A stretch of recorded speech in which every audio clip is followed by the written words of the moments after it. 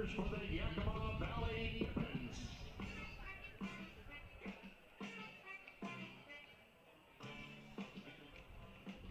Batting first, wearing number 1, playing center field, Adrian Hinosa.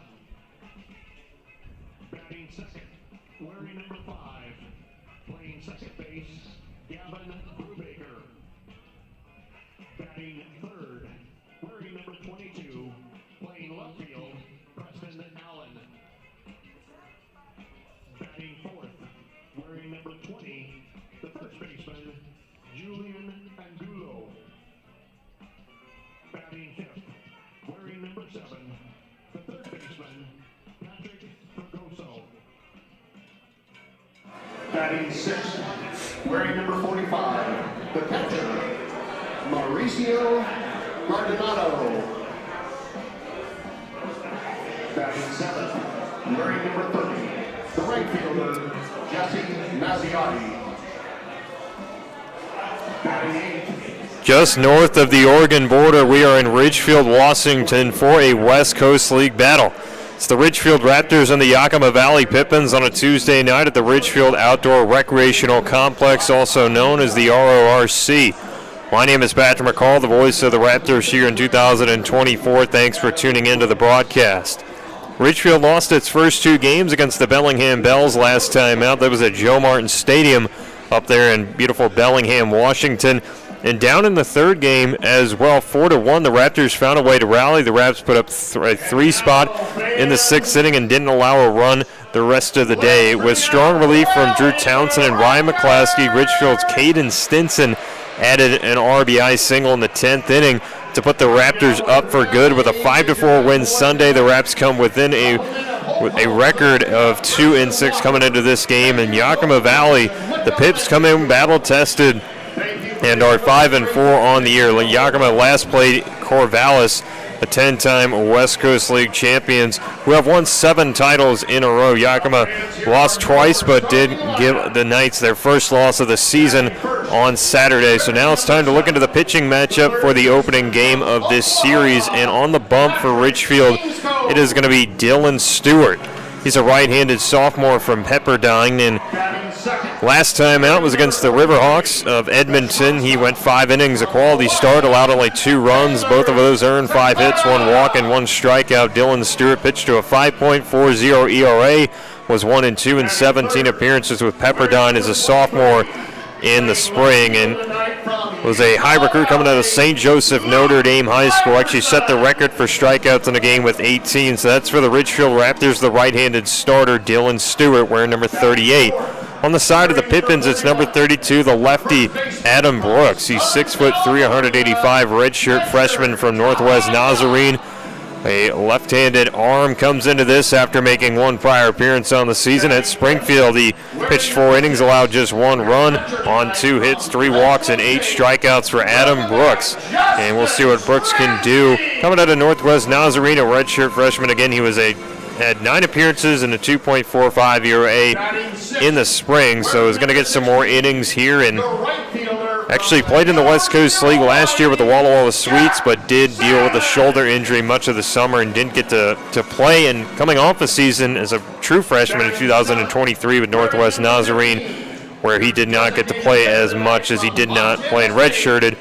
But he was a high recruit coming out of high school, and it'll be exciting to see what Adam Brooks brings to the mound. And against this Ridgefield revamped offense as we get into the lineups, of course, it'll be Yakima Valley batting first as they're the road team. It'll be Adrian Hinosa starting out there for the Pippins in the first slide. In the order, wearing number 1 playing center field, Gavin Brubaker is the second baseman, batting second. Preston Allen in the left from Chaffee, the 5th batting average in the league at .417. Julian Angulo is going to be the first baseman, batting cleanup. Patrick Fragoso will be the third baseman. Mauricio Guardado is the catcher, batting 6th. Jesse Mazziotti, the right fielder, tonight batting 7th. Blake Peterson will DH and bat 8th. David Valienia is going to be the Pippins' 9th man. In the order for the Raptors, it's Patrick Inskove starting things off. The third baseman from Oklahoma, Taylor Takata, will bat second. Luke Iverson third. Tejeda is going to be the 4th man of the order. Stransky in 5th. fifth. Salmon will bat sixth. Jack Naylor will bat seventh. Deshaun Harris, the center field, and Kalma Marion is going to round out the Ridgefield orders. We'll step aside for the national anthem, but Ridgefield and Yakima Valley set to go in just a moment.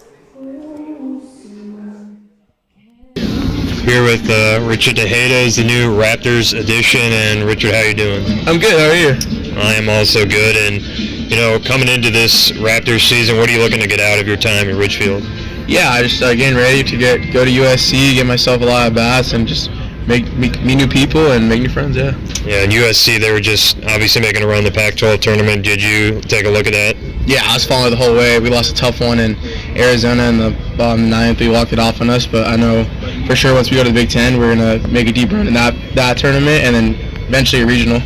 It's funny you mentioned the Big Ten because that's going to be different travel, especially for your sport. We got series, and football is one thing. You play one game a week, but are you looking forward to that kind of travel? It's going to be a unique situation. Yeah, I'm for sure looking forward to it. I think we're playing schools that are not really used to this West Coast style of baseball, and it's going to be exciting just to make more memorable trips and more memories for us. And can you talk about what your ability is on the field and kind of what you bring to the table? Yeah, for sure. I think first and foremost is my ability behind the plate, my way of talking to my pitchers, trying to make them execute pitches in certain situations, and offensively I've known to put the ball in play very often.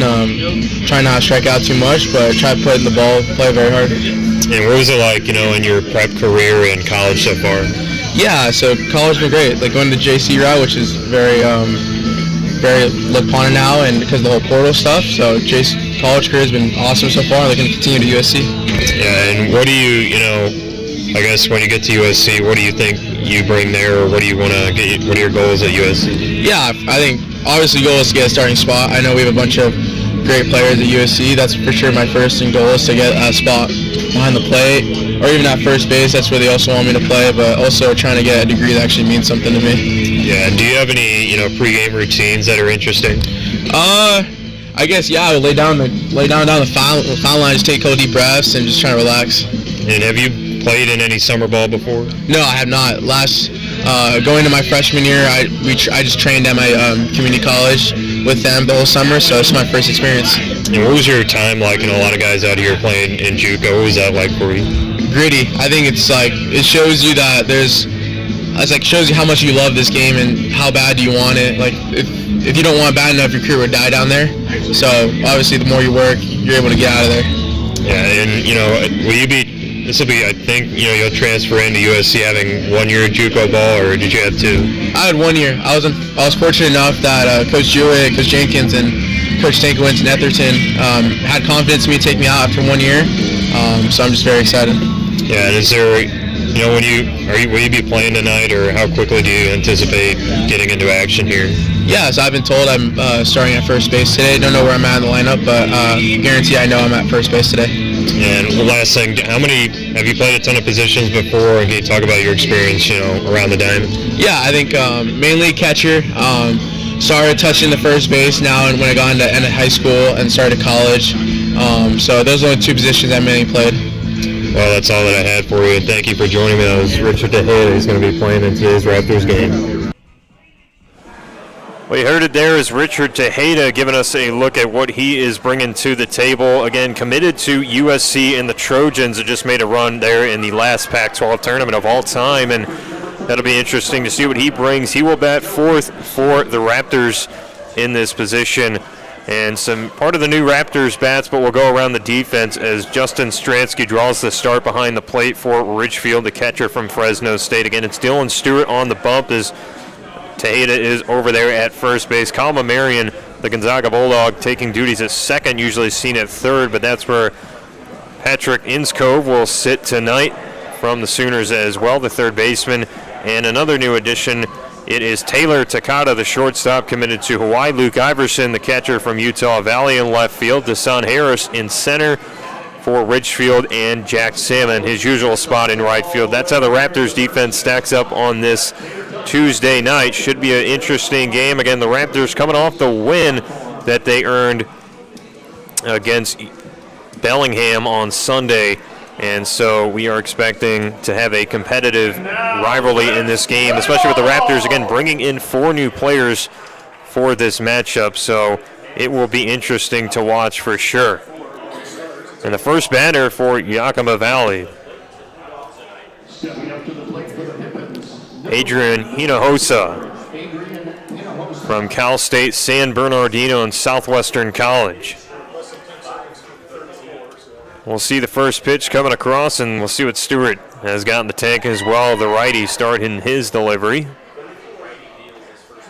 And he gets a first strike in the count to go ahead. First pitch at 6:34 tonight. Temperatures sitting at 64, should drop about 7 degrees throughout the course of this game, and a strong wind at 12 miles an hour going out towards right center.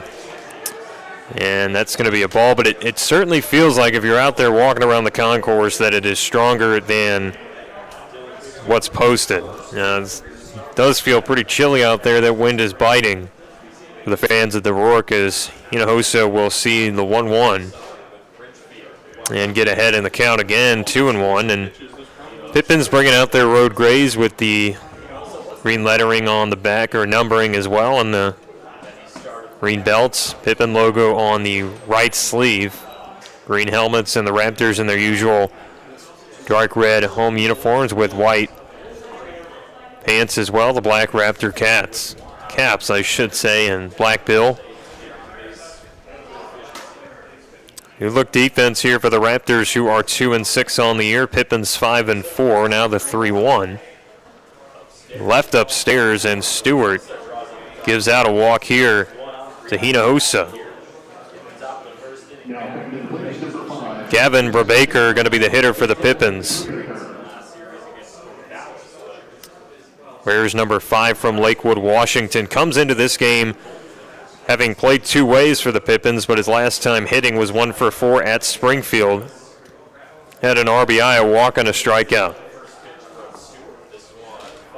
And that's a good strike in the zone from Stewart.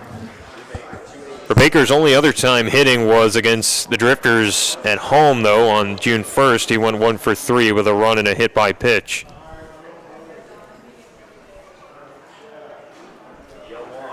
Yo1 is in the zone for a called strike at 89. And umpires today, it'll be Anthony Artini behind home plate, calling balls and strikes. Anthony Brown at second base, just near second base, the base umpire tonight. We'll see the 2-strike offer. And a swing and a miss as Brubaker is down on strikes, and there's one away in the first. Just getting going in this first inning with no score from the Ridgefield Outdoor Recreation Complex.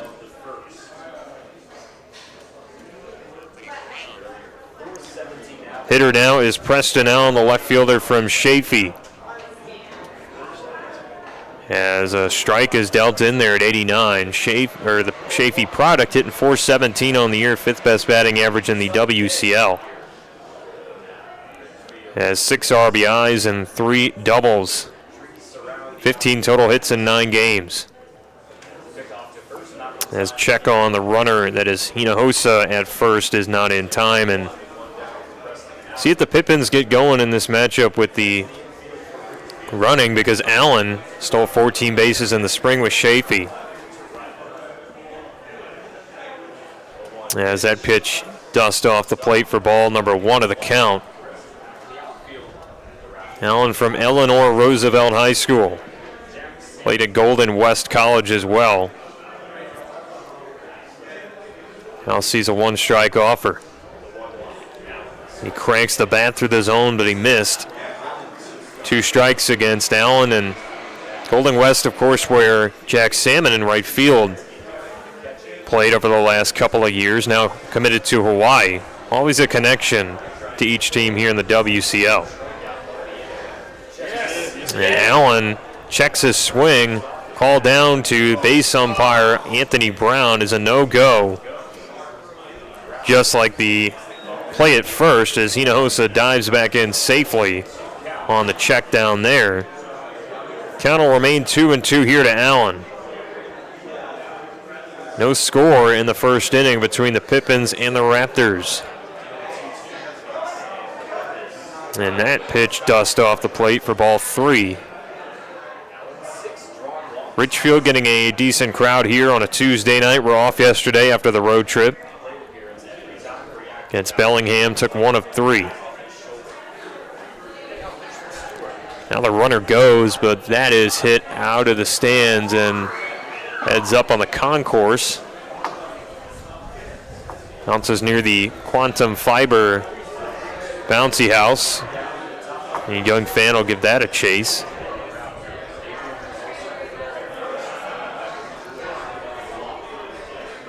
Raptors again bringing in 4 new position players today. Bit of a different lineup on this Tuesday night.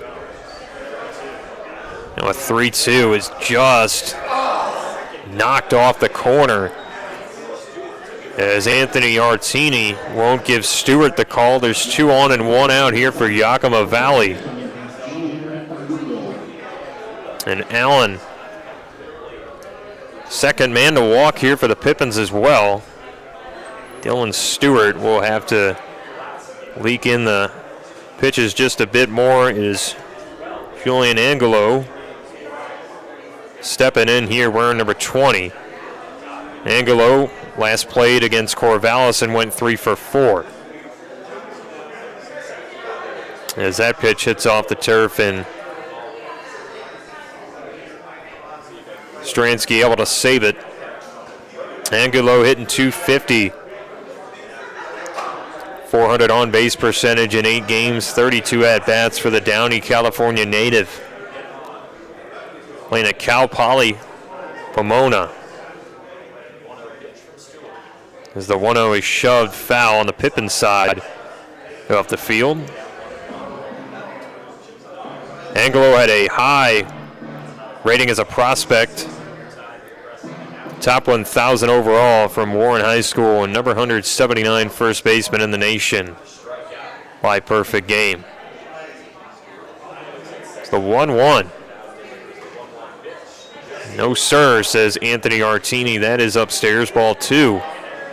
And Stewart going to have a tough day here if he can't find his way back in the zone at some point. Pepperdine Wave will stare in. 2 on, it's Hinojosa at second, Allen at first. And that's called a strike. Count has run to 2 strikes, and Raptors fans starting to file in just behind home plate. Still making their way around on the opening series of this game. Opening game of the series, I should say, as Stewart bends one above the zone for ball number 3. That curveball coming out at 73 miles an hour. And maybe for Stewart, a little lucky that was left too high, as that was certainly not the location he was looking for. Big 3-2 pitch here with 1 away. And a big swing by Angelo, but he comes up empty. And there's 2 gone in the first inning. Stewart, good chance to get out of it. Patrick Fregoso going to stand in, going into his junior year from Cal State San Bernardino, hitting .286 on the season, just 7 ABs though, and made an appearance in the Knights series and went 0 for 2 with a couple walks. First pitch dives into the zone for a strike. Fregoso with Cal State San Bernardino in the sophomore campaign this spring, had 20 games played and hit just 167. Here's the 0-1. That is called a strike.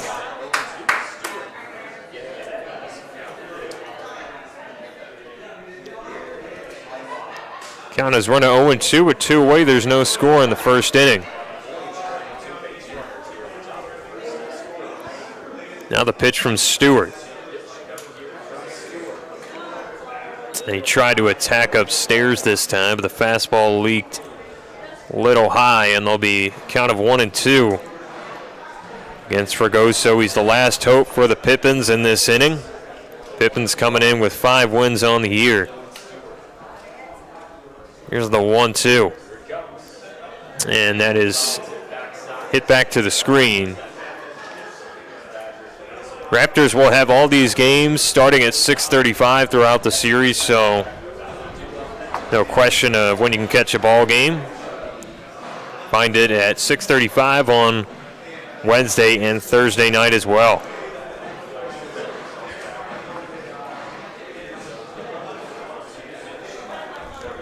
Stewart still with a 1-2 pitch in his pocket.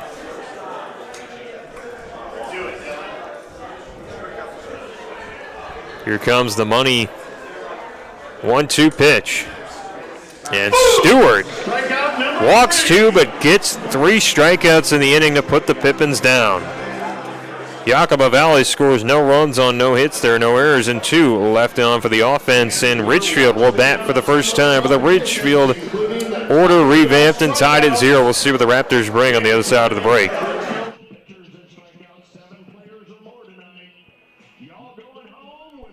Sometimes you just want more. So unleash the power of Burgerville Rewards. While others merely go out, enjoy a meal, and go home, you, the genius that you are, capitalize on every burger, every shake, and every fry to get even more burgers, more shakes, and more fries. Oh, and every dollar you spend supports local ranchers, farmers, and producers. So join Burgerville Rewards today, because you deserve more.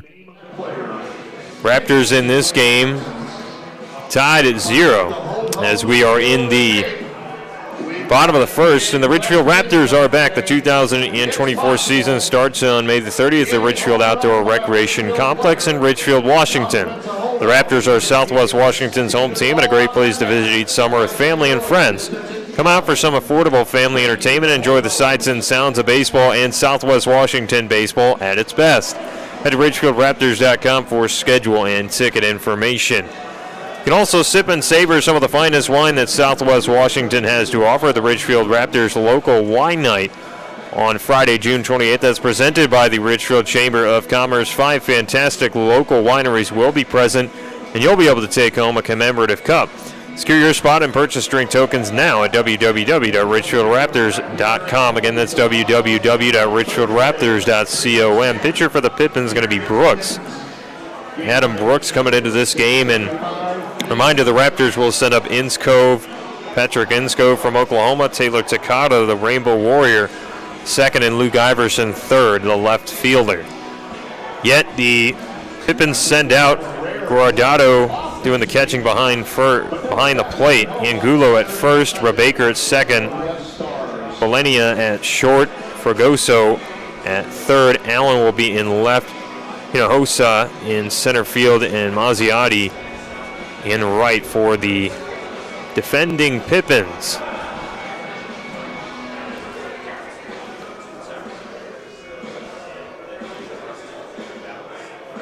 Iania going to be the shortstop, and wears those interesting cleats here for the Pippins.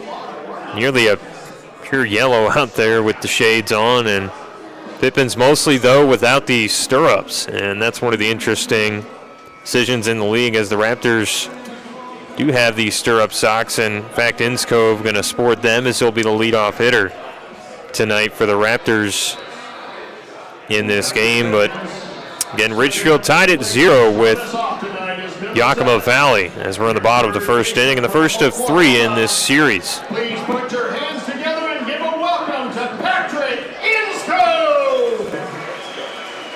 Inskove stepping in from Little Rock, Arkansas. Played at Oklahoma this spring and hit 111. Now the first pitch is left outside for ball number 1. Count is 1-0 now to Inskove. Oklahoma product from Pulaski Academy in his prep career. So Adam Brooks leaves a swinging strike over the zone. Inskove also played as a freshman in 2023, but only played in 11 games. Had a stolen base and 10 ABs with the Sooners as a true freshman. As that 1-1 dives away from the zone. There's 2 balls and a strike. Inscove, the right-handed bat. See the 2-1 coming in.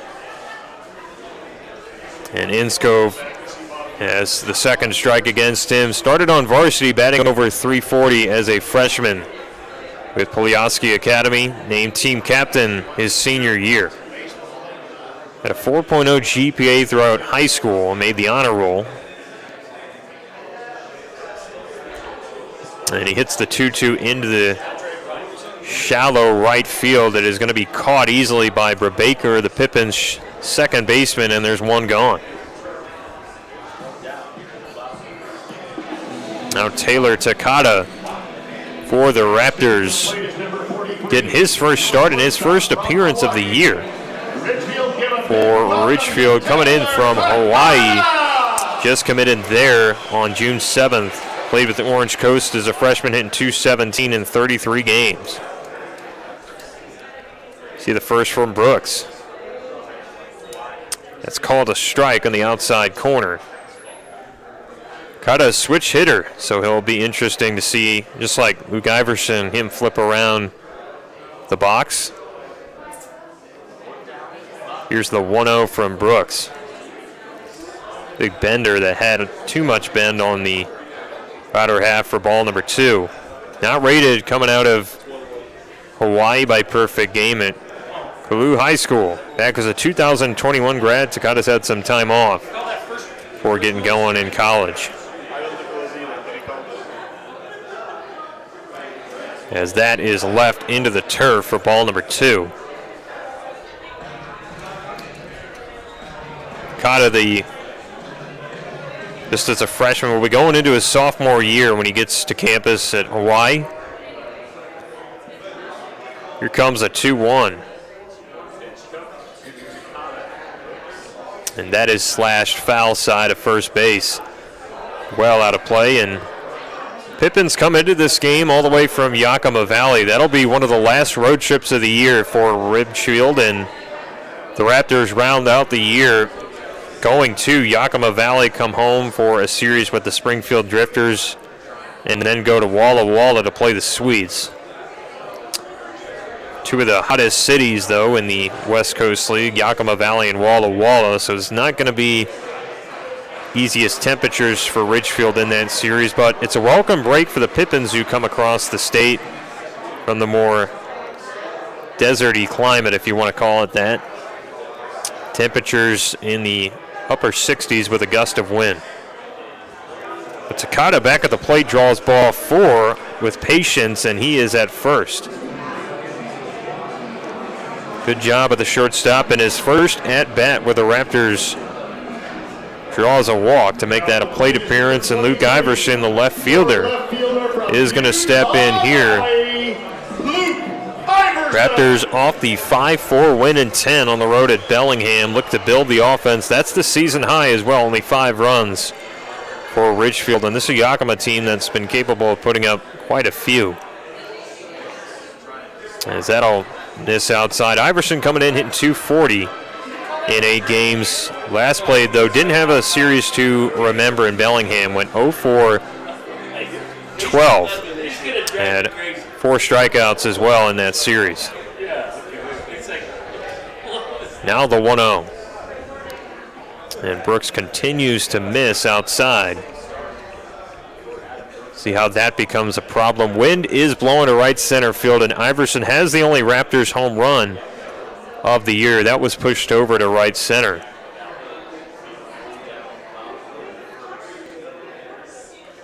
And Iverson slashes it back to the screen. Not sure we're going to see a ton of home runs hit here in Ridgefield this year, but because of the wind and cooler temperatures, it's not exactly easy. But the Raptors, again, welcoming in 4 new players today, and love to see that in batting practice, ball jumping off the bat. The new players who are all in the lineup: Patrick Inscove, popped out earlier in the inning. Taylor Takata, of course, at first. Richard Taha is going to come behind Iverson, and Deshaun Harris from Oklahoma in center and batting eighth. 3-1. Yes, sir. Called a strike just on the outside corner. Iverson disagrees. He's not going to be able to politic his way out of that one. Another great crowd on the lawn down the left field line here for Ridgefield, with some young fans running around ahead of the 3-2. And Iverson gets ball 4 this time, as that is ripped away from the zone, and there's 2 on for the Raptors in the first inning with no score. Raptors can try and take the lead from the Pippins here, and they're into scoring position. Going to be Richard Taha. Welcome to Richard Taha. Taha, the first baseman, will grab jersey number 41. First baseman and catcher from Southern California. Native of Orange, California, now playing with the Trojans. First pitch coming in here to Taha. And he lays off one that goes all the way to the back screen. 2 Raptors advance. It is Iverson to second, Takata to third, and the Raps are 90 feet away from plate and 1 here in the first. Taha hit .326 as a freshman in the spring with Riverside City College. Had 35 games under his belt, 4 homers, 5 doubles with 23 RBI.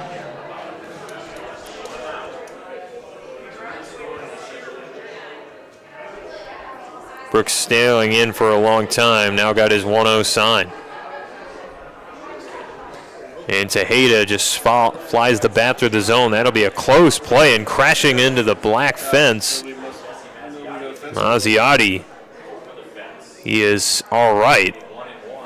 As the wind knocked out of him for a moment, and we're going to have time called for Mazziotti. Looked like he hit his neck. And we'll shake off the training staff here for Yakima Valley, but might hit right on that Adam's apple and almost just knocked the wind out of him for a moment. Just out of the view maybe of our camera here behind home plate for those at home. Taha will stand back in here, though, with a chance to bring in the first Raptor runs, tied at 0 in the first inning. Works with a long snare in. Look for a pitch with a 1-1. And Taha thought about that. Ultimately didn't go around. Anthony Brown agreeing with him near second base. And this is the patience the Raptors need up there, with Brooks struggling to find the zone for the Pippins. Taha doesn't have to be too aggressive up here at the plate. But he does swing through that 1-strike pitch. It is skied over to Mazziotti, who makes a catch above his head. It's not going to matter, though. That'll count as a sac fly. Taha on his first at-bat with the Raptors drives home an RBI. Takata touches home. It's 1-0 Raptors. Now stepping up to the plate is number Justin Stransky, the catcher for Ridgefield. Welcome back to Justin Stransky. Stransky from Fresno State, a Bulldog in the spring. Got to play in that regional as well. Junior hitting .358 in the spring, 2 for 4 at Bellingham on Sunday. As that first pitch nearly gets into the zone but missed high for a ball, and Stransky in 3 games hitting .300. 3 for 10 mark on the year. Also walked twice and stole a base, as here comes a 1-0. And that is dug low. Raptors with a 1-0 lead. This is an unusual sight for the fans who have stuck around in Ridgefield. Raptors typically not the one to score first this year, only 2-6, and let alone in the first. This is the earliest run of the year in a game. And that will be a strike at 83. But you're already seeing those new additions for the Raptors pay dividends, with Takata being the one to score. He got on to start the day for the Raps. Now a 2-1 is put in play to the shortstop,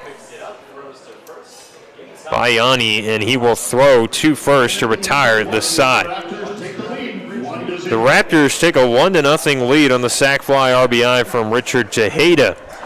Ridgefield going to try to protect that lead when we come back in the top of the second. Pippins will bat.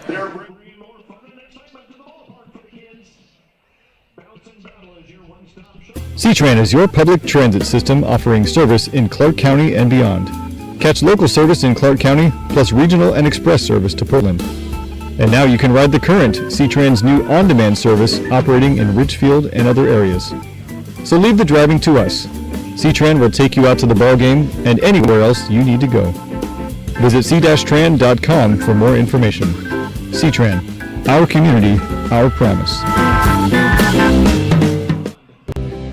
When you need short-term communications for your business, project, or event, call the pros at Day Wireless Systems. We rent Motorola two-way radios, cellular devices, and satellite phones by the day, week, or month. We have thousands of units of inventory, and our experienced rental teams will make sure you have clear communication throughout your entire event. Visit us online at daywirelessrentals.com for more information. Day Wireless Systems, where a lot happens in a day.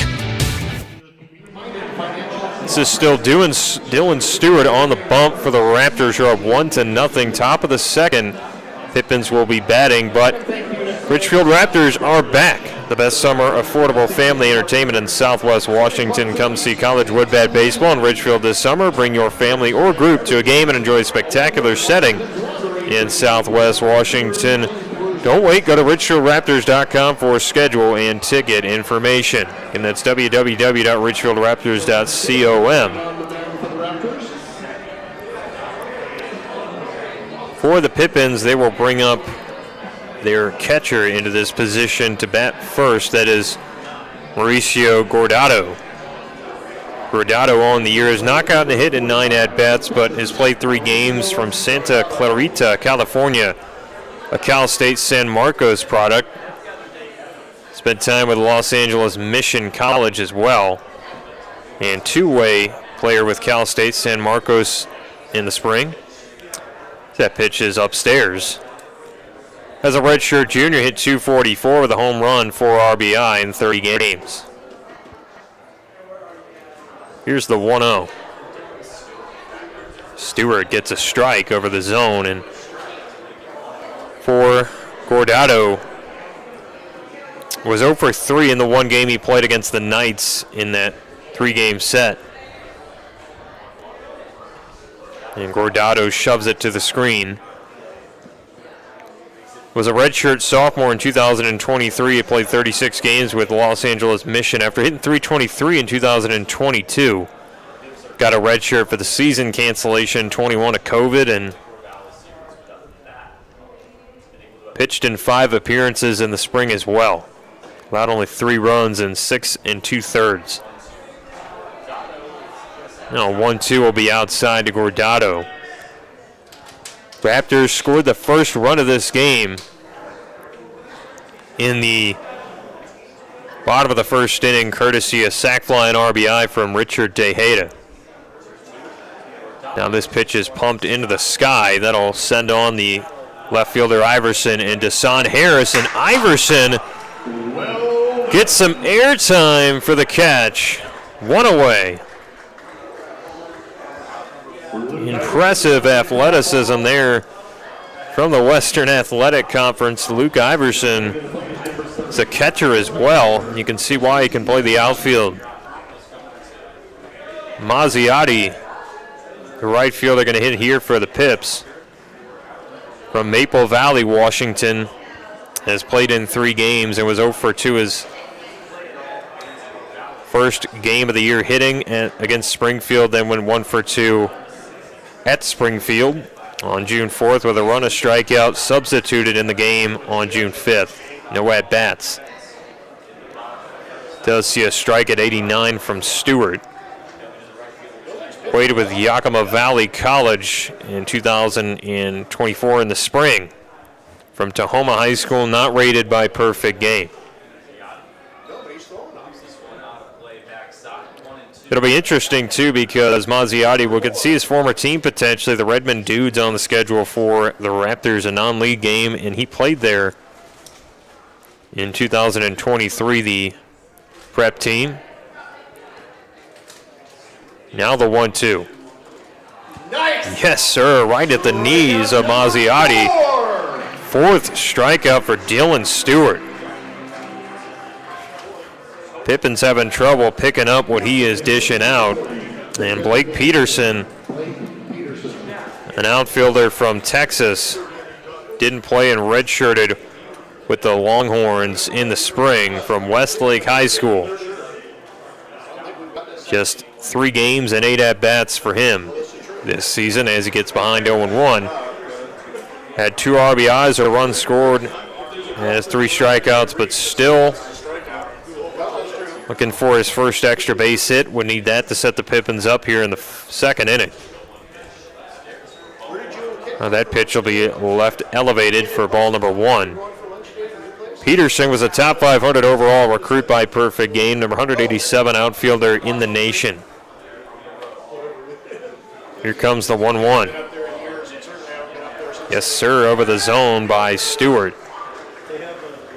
And Dylan Stewart had a rough first inning where he walked 2 Pippins, recovered with 3 strikeouts, and now looks to maybe get his 5th strikeout here if he can do it against Peterson.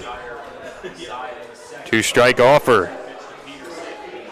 And is upstairs. Yeah, the original Brock's Oak Tree. It was awesome. Wind blowing strong at 12 miles an hour coming in towards right field.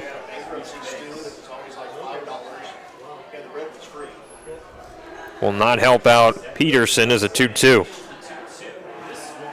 Goes to the turf, but it's swung on and missed by Peterson. And the inning is over. How about 5 strikeouts so far for Dylan Stewart, who is pitching well, representing number 38 for the Raptors. 1-0 Ridgefield. They'll take a lead at the bottom of the second, and we'll be back with more West Coast League baseball. At Dick Hanna, we know that buying a car can feel like you're in some over-dramatic reality show. There's shocking news. 6 weeks to get the red one? And people who aren't here to make friends. Honey, look confident. The salesperson is coming. At Dick Hanna, our huge inventory of 14 brands and 600 plus used vehicles means we have something for everyone. So skip all the... At Dick Hanna, we believe in nice and making nice your reality. You want to hear about A1A? Listen to this. This is what it sounds like to stay and play at A1A. And with our new luxury hotel featuring an indoor-outdoor pool, dining with incredible views, and more, it sounds even better. This is what it sounds like at the area's premier dining, gaming, and entertainment destination. A1A. Sounds like fun. Book your stay now at ilaniresort.com. I like to think of myself as a confident backseat driver. Mom, brakes please. Gotcha. But these days, I'm less confident in the economy. Same here, buddy. Thankfully, Les Raw Tires helps make sure that our safety never takes a backseat, even when we're watching our wallets. Time to turn, Mom. Mm-hmm. Help keep drivers and backseat drivers safe with Les Schwab Tires, doing the right thing since 1952. 1-0 lead for the hometown team, the Raptors over the Pippins here as we are heading to the bottom of the second. And for Ridgefield, it'll be Jack Salmon to lead things off. Pippins went down in short order in the top half of this inning. Salmon, the right fielder, coming in after spending time in that Bellingham series. Your right fielder from the University of Hawaii, Jack Salmon. Salmon coming in hitting just 194, went 1 for 12 against the Bells last weekend and had a run, an RBI, a walk, and 2 Ks on Sunday. And he just chafes that towards the screen and foul. Salmon committed to Hawaii talk things over with Justin Sukata. Amongst him and his brother Jake Sukata, of course, known here playing with the Raptors, but talked with him before a game against Bellingham and said that was definitely a part of his decision, and that Hawaii loves the JUCO Bandits that come out and fight their way through lower level ball to make a D1 opportunity. Salmon, one of those players as well.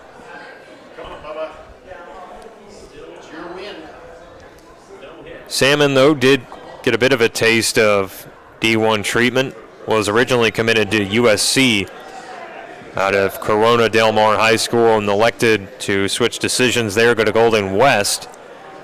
And it appears to be happy in his home now in the Mountain West with the Rainbow Warriors. That'll be next season where you'll first see him in Hawaii, a 1-2. And then it's in towards the hands of Salmon. He believes he was hit. And we'll head down to first base with a hit by pitch.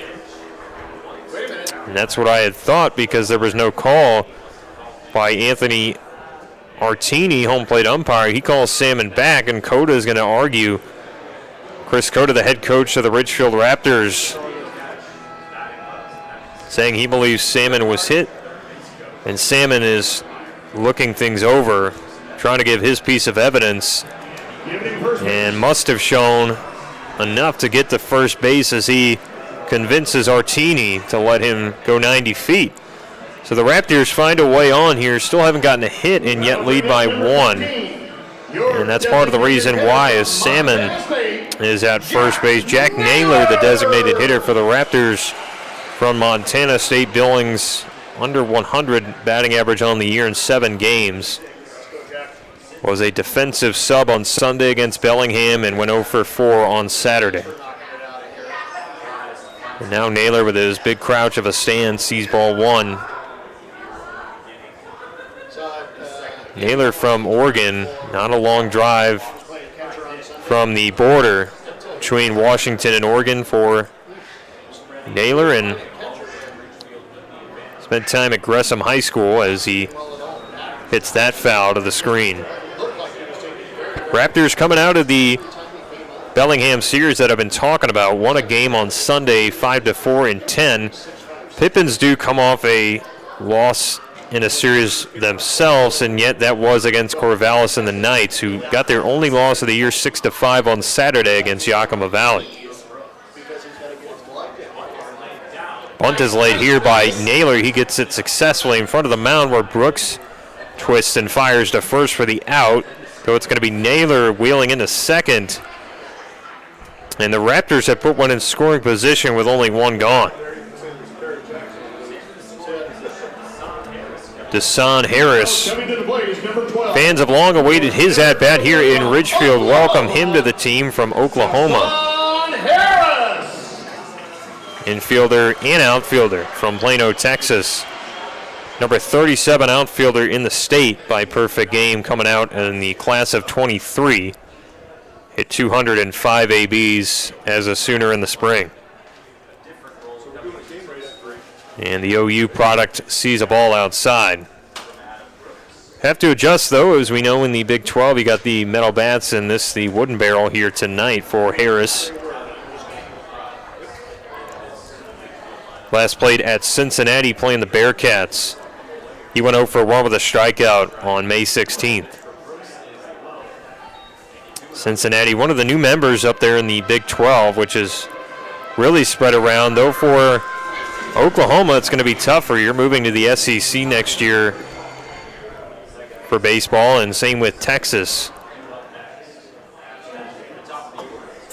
It was a commitment to some players in the West Coast League, as that is dished outside for ball 3. And Brooks, so far, his issue in this game for the Pippins has been that control. Raptors have not gotten a hit, but Takata and Iverson got on with walks. Tejeda drove home Takata in the first inning with an RBI, helping the Raptors lead 1-0, while Jack Salmon was hit by a pitch and now got the second. Harris with a colorful equipment outlook. Got about everything down the right arm sleeve and, of course, the shield protection of the shin. And we'll head to first base with ball 4 on a close pitch outside. And the Raptors have 2 on now with just 1 out in the second, already up a run against the Pippins. It'll be Kyle Marion, the hitter for the Raptors, the infielder stepping in from Gonzaga. Hitting just 074, but was a pinch runner at Bellingham on Sunday. Kyle Marion!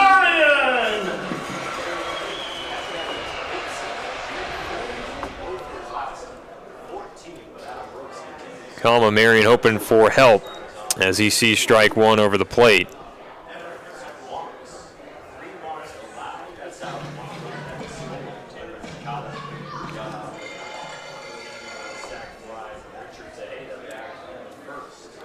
Raptors with the 1-0 lead. The pitch comes in and is called a strike as Mamarian will ask for a spot on that selection. Mamarian still looking for his big 3rd hit of the year. It's been a struggle to open things up. The 0-2. He puts it in play. A Baltimore chop to the second baseman, Mabraker, who backs up and makes the throw in time. And there's 2 gone. Runners advance to second and third. It's Harris at second. 90 feet away is Salmon at third. Led off this inning being hit by a pitch, and now Brooks will face Patrick Insko for the second time as we roll around at the top of the order. Insko, again, if you weren't tuned in for the first inning, the first game for the Raptors this season from Oklahoma. Strike 1 at the knees. Inskov, like Harris, last played against the Bearcats on May 16th. He went 0 for 1, grounding into a double play. Here comes an 0-1. Big swing this time by Inskov, but he comes up empty. And he'll have to protect with 2 away. The Raptors still looking for their first hit despite the lead. Been a struggle this season for Ridgefield hitting. Now an 0-2.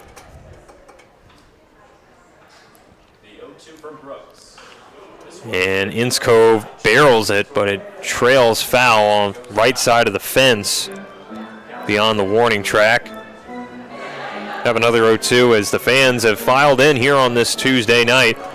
We start a 3-game set here for the Raptors. Welcome home a non-league opponent on Saturday and Sunday, the Northwest Star Nighthawks.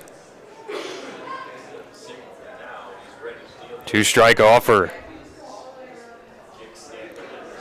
And Inskov will chuck the bat through the zone and miss to be the final out in the inning as he's tagged out on the drop 3rd strike. The Raptors get 2 on and scored no runs and leave them both stranded.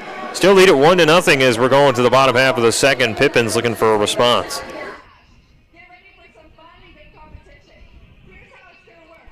I call myself a confident backseat driver. Mom, brakes please. Gotcha. But I'm less confident in the economy. Same here, buddy. Thankfully, Les Tires helps make sure that our safety never takes a backseat, even when we're watching our wallets. Roll into summer. Save up to $200 instantly on a wide selection of tires and wheels. Les Schwab Tires. Limited time offer. Terms and conditions apply. Details at leschwab.com/sale. Ridgefield Main Street is dedicated to historic preservation, beautification, and a thriving downtown. We support our merchants and our community and thank you for shopping small. Join us for Main Street Day in our fall wine walk. Discover downtown for unique shopping, dining, and exploring the arts. Spend your Main Street moolah at most shops, restaurants, and the food carts. More information at ridgefieldmainstreet.com. Go Raptors, and we'll see you downtown. Thanks for tuning into the stream tonight. 1-0 lead here for Ridgefield Raptors over the Yakima Valley Pippins. We are into the top of the 3rd. Raven Wings, diving a flavor overload at Buffalo Wild Wings every Thursday. It's BOGO free boneless wing day. That's right, buy one order of our mouth-watering wings and get another absolutely free Gather your herd and head over to Buffalo Wild Wings for a Thursday feast. You won't forget, with an array of sauces and seasonings to choose from, there's something to tantalize every taste. But don't miss out. BOGO free wings every Thursday at Buffalo Wild Wings, because when it comes to flavor, we don't just wing it, we master it. See you there.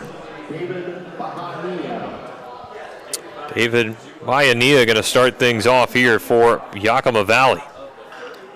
And he charges a baseball left side of third base for a foul ball. Bayania coming in from Central Arizona, hit .455 as a JUCO man in the spring.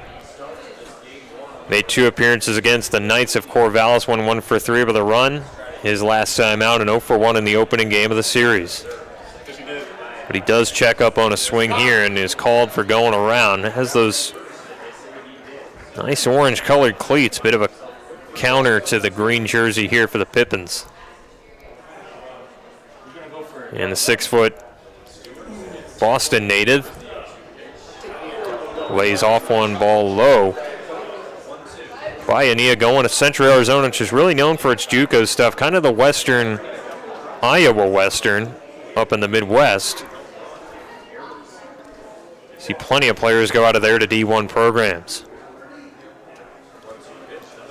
As Bayania stays conservative, that's the right decision as well.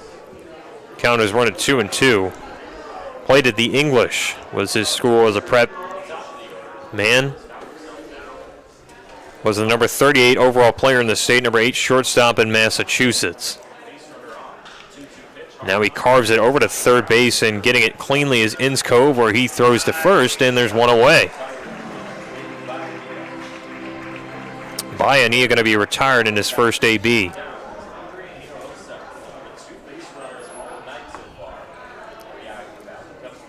Hinojosa will be the batter top of the third inning here in Ridgefield. 1-0 lead for the Raps over the Pips. Hinojosa center field walked in the first and will try to get on. Stewart pumps one high for ball 1. Raptors just 2-6 on the year. Pitching staff is marked up with a 5.61 ERA. That's 12th in the West Coast League, 12th in strikeouts as well, with 50 for this Ridgefield team, as the ball is hit way up into the air towards second baseman Marion near the first base line, makes a sliding grab, and there's 2 gone. Looked nice and fancy for Marion, who gets his jersey a little dirty tonight. Defense looking solid here for the Raptors, as Brubaker is 0 for 1 and will stand in second baseman for the Pippins.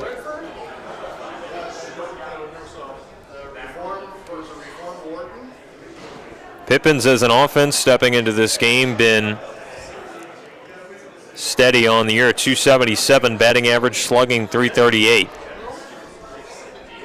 First pitch, a swing and a miss. And Brubaker is down.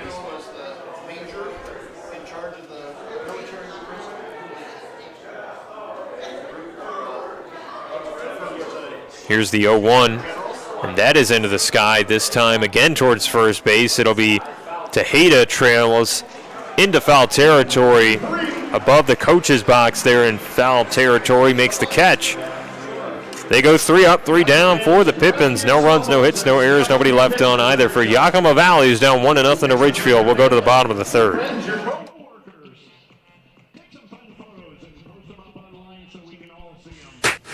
Ridgefield Main Street partners with the Raptors and invites you to discover downtown for shopping, dining, and exploring the arts. We're working to keep our small town charm intact by supporting our merchants and the community. Join us for Main Street Day and our fall wine walk. Spend your Main Street moolah at most shops and restaurants. We have 4 active committees and are always looking for volunteers. More information at ridgefieldmainstreet.com. See you downtown, and go Raptors! Attention Raptors fans. After a 5-year hiatus, the West Coast League All-Star Game is back and better than ever. Join us in Bellingham at Joe Martin Field on July 17th for an unforgettable night of big hits, epic catches, and non-stop excitement. The day will be jam-packed with family-friendly activities, including a fan fest and skills challenge. Get your tickets now at bellstickets.com We'll see you at the ballpark. Raptors due up 1-0, bottom of the third inning here from the Rourke.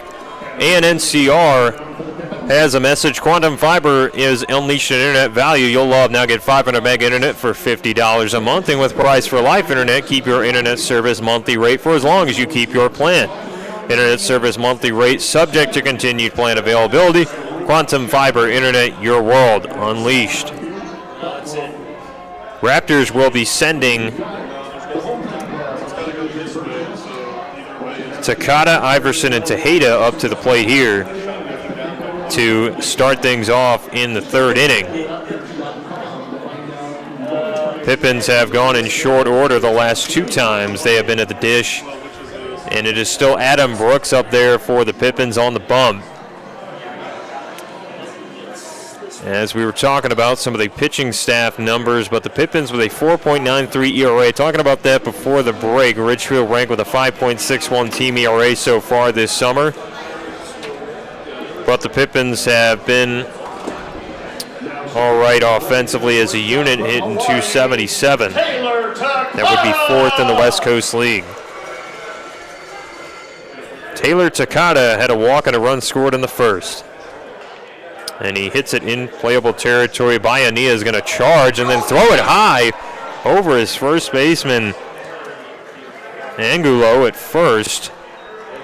And like that, Tejeda's on for the second time tonight. Pardon me, Takata on for the second time. Nonetheless, he could be the second Raptors run if he gets across somehow. Going to go down E6 on the card. Luke Iverson, who walked in the first, steps in here. First pitch from Brooks.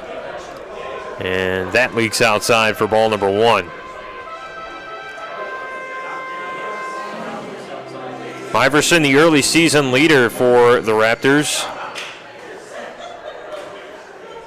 Had a hot stretch to begin the season.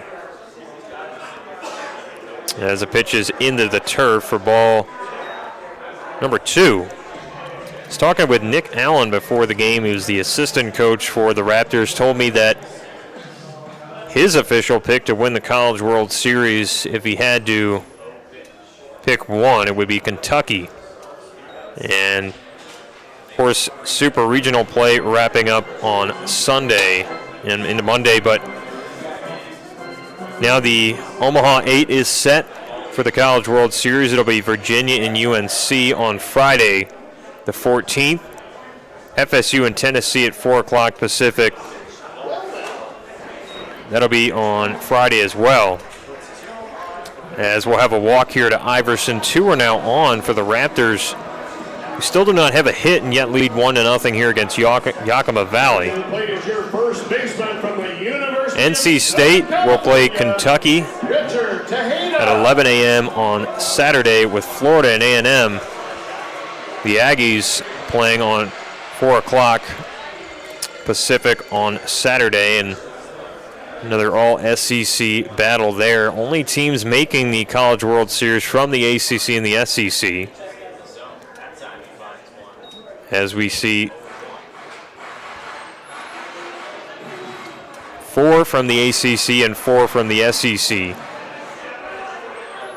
3 ACC opponents going, though, on Friday. Tejeda had the sac fly and RBI in the first, and he digs out a foul ball on the other side of the chain link fence here, down the first base line. Tejeda still looking to find fair territory. Had the big hit up into the air to get an RBI in the first inning to right. See if he has another with 2 on. And Brooks bounces that outside for a ball. Raptors in good company, though, with the Rourke crowd behind them. Finally getting the 1-0 lead. Last time the Raptors took a 1-0 advantage was against Bellingham on Sunday. They would give it up and yet win the game, though, and always want to get ahead first. find a way to take a lead and stick with it the rest of the game makes it easier on the pitching staff, which for the Raptors has been the strength if there's been one this year. Here comes a 2-2 pitch, and Taha stays alive.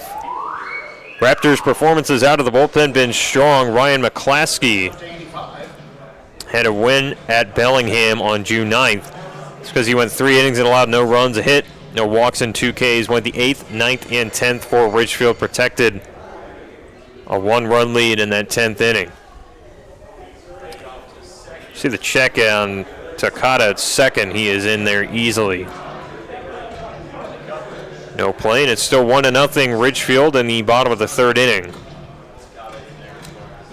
Another JUCO product from Olympic, Quentin Moreland. He wears number 21 for the Raptors, a righty. Went 3 appearances, pitches almost 6 games this year, and has not allowed a run and only 3 hits. He struck out 3 opponents, and Taha fouls another one off, but he is working up a long AB against Adam Brooks. Starter for the Pippins on the bump, and Raptors trying to get back to what they've seen in prior seasons. In fact, last year went 5-1 against Yakima in 2023. This is a team they handled well last year. Now all of a sudden Tejeda's notched the count full. It's about to going down 0-2. It'll be Anthony Artini signaling to the Raptors dugout. As there's nobody on and 2 outs, Ridgefield up by a run. This is a bad spot for Brooks to be in. 3-2 is smothered, foul, first base side.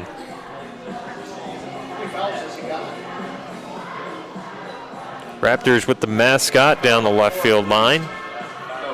Dancing along to the tunes here at the ballpark. First half in full swing here in the West Coast League. Adam Brooks trying to sit down Taha. And he gets a swing and miss. Huge punch out. This time for the Pippins, who have 1 away for the defense in the bottom of the 3rd. And Taha just couldn't do anything with that inside fastball. And Brooks will breathe a sigh of relief. Certainly that could have been ball 4 had Taha not swung. Not that it would have been easy, but that would have been Brooks's 5th walk of the night. He'll face Justin Stransky, who he did cause to get a ground out in the 1st. And the Bulldog from Fresno State fouls that off. And the Pippins do have some stretching and some tosses going on in the right field bullpen. It's just beyond the 310-foot sign. Here's the foul pole here in Ridgefield.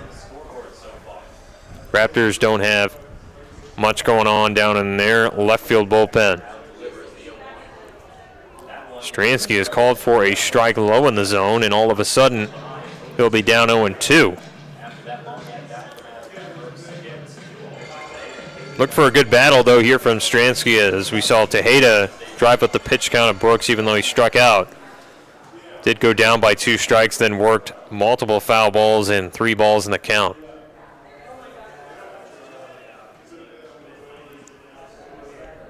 And pitch clock violation, I believe, is going to be called here against Adam Brooks's. Anthony Brown signals to the wrist. Kind of a ball and 2 strikes. Pitch to the plate. That is just drifted off the outside corner, and the count is run even. Salmon for the Raptors will be up to plate. He's on deck. Ridgefield up 1-0. And that pitch is near the knees of Stransky, and so back-to-back batters that Brooks has gone ahead by 2 strikes and then loaded the count full. Not great for the pitch count. Brooks trying to get the Raptors down in the inning. And that is placed low, ball number 4. Stransky has taken first base. That's the 5th walk given out this night by Brooks, and we'll have a talk as the Pippins do send out the coaching staff here to discuss things. It'll be Kelly Fitzpatrick, the assistant coach, pitching coach as well for the Pippins, returns after his time in 2021. Pitched for the Pippins in 2014 and 2015 as Kyle Crustangel, who is not with the Pippins in this game. He's serving one more game in a suspension, but Crustangel said Kelly's as good as they come in terms of a pitching coach. He has the unique ability to relate to players but also teach. Extremely talented, and when it comes to biomechanics for pitching, he's great and a huge resource and a big asset for the Pips. And Fitzpatrick will instruct Brooks against Salmon here. He's been hit by a pitch to get on in the second. And he sees one leak outside for ball number 3. Full ducks on the pond here for Ridgefield. As at third, it's Takata Iverson at second with Stransky at first. And Brooks will miss again inside. Won't have the comfort of another base to put a runner on. Will have to find his way into the zone here to prevent a run from scoring. The Raptors, interesting note in the game, have not gotten a hit, yet lead 1-0 because they've worked the count so well against Brooks, who has struggled with location. It's also been one Pippins error. Count is 3-0. And you wonder when Brooks will...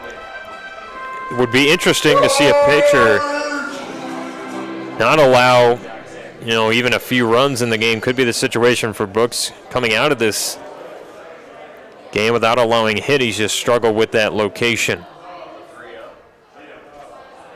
This time it is low and ball 4. Jack Salmon has taken first base, and the Raptors played a second run. It's Takata coming around. His second run of the day, and the Raptors lead 2-0.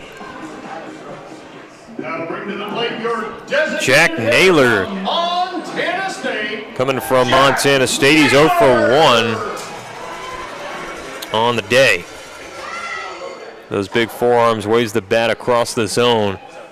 Brooks is throwing his first.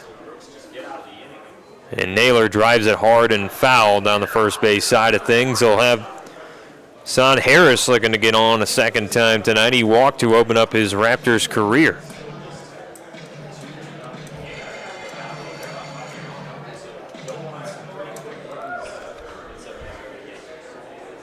Here's the pitch to Naylor with strike against him. Another big pitch that flies outside, ball number 1. Raptors dugout will keep the game plan, you'd think, conservative here. Wait until Brooks can prove he can consistently throw over the zone. 1-1. Another that rips away. Ball 2, and Chris Cota for the Raptors has been around in the coaching game a long time. Knows how teams stack up. He's tried to choose the Raptors in a lot of bunt situations for the first few games of the year, so I wouldn't be surprised if that makes an appearance at some point and continues to be a trend with this mix around the zone as Brooks finally gets a second strike. This time against Naylor, count is 2-2.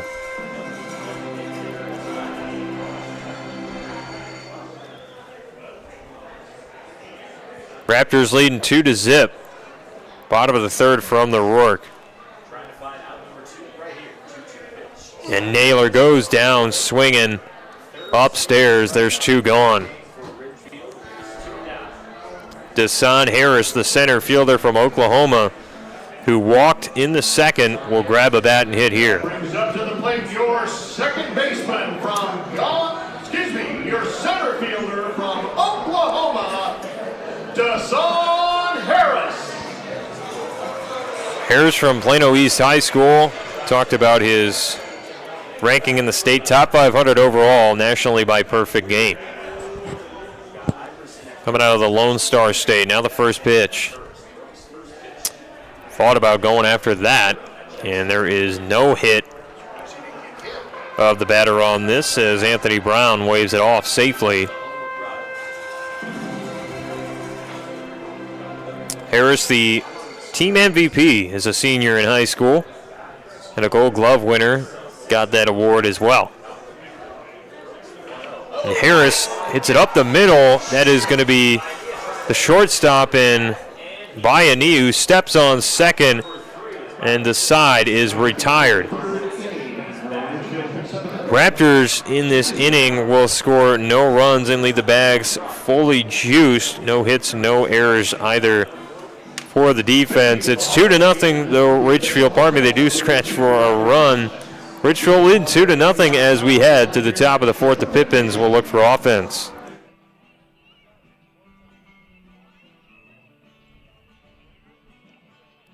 For over 70 years, Columbia Credit Union has put people first, supporting its Main Street neighbors with high-earning accounts and the best possible rates. That's because its core values of people, community, and financial wellness are behind everything that Columbia Credit Union does, from checking and savings to home mortgage, credit cards, and business banking. Drop by a branch or visit columbiacu.org to see the credit union difference yourself. Columbia Credit Union. Listen up, baseball fans. Head into Safeway to score on great deals all season long. Safeway has everyone's tailgating favorites, from fried chicken and party subs to fresh cut fruit and veggie trays and tons of easy meal options. Satisfy your whole team for the ultimate game day experience. And you can save a cartload of time with Safeway Drive Up and Go. Just shop online at Safeway.com, head to the store, and we'll bring your groceries right to your car. Safeway, sponsor of the Ridgefield Raptors. It's 2-0 Ridgefield over Yakima Valley. Prepare for a flavor explosion at the Buffalo Wild Wings, where taste takes the spotlight. Indulge in our signature wings, available in a variety of sauces and seasonings. Alongside mouth-watering burgers and irresistible appetizers, whether you're catching the game with friends or gearing up for a night out. Buffalo Wild Wings promises delicious food and great times. Don't miss out. Swing by today and treat your taste buds to an unforgettable experience, only at Buffalo Wild Wings. Dylan Stewart is still the lefty starter, righty starter on the bump for the Raptors. Wearing number 38 and coming back out for his fourth inning of work, and the Pippins going to send up the offense of Preston Allen, left fielder who walked in the first inning. And Allen, a bat to look out for. If the Pippins are going to get started with a hit in this game, he might be the one to do it, hitting .417 on the year. Here's the pitch to Allen from Stewart. And he sees ball one outside. That at 87 miles per hour. And Pippins have not allowed a hit to the Raptors, who have several walks and been hit by pitches as well. Been on via errors by the Pippins. Done everything but get a hit. Adam Brooks, who has been the starter for the Pippins, technically with a no-hitter rolling, yet probably not satisfied with his performance. As a pitch skies away. The Raptors haven't had a whole lot to swing at, so not particularly a surprise yet. Pippins will still try to attack Dylan Stewart. Now a 3-0 count. That is over the zone at 84 for a strike.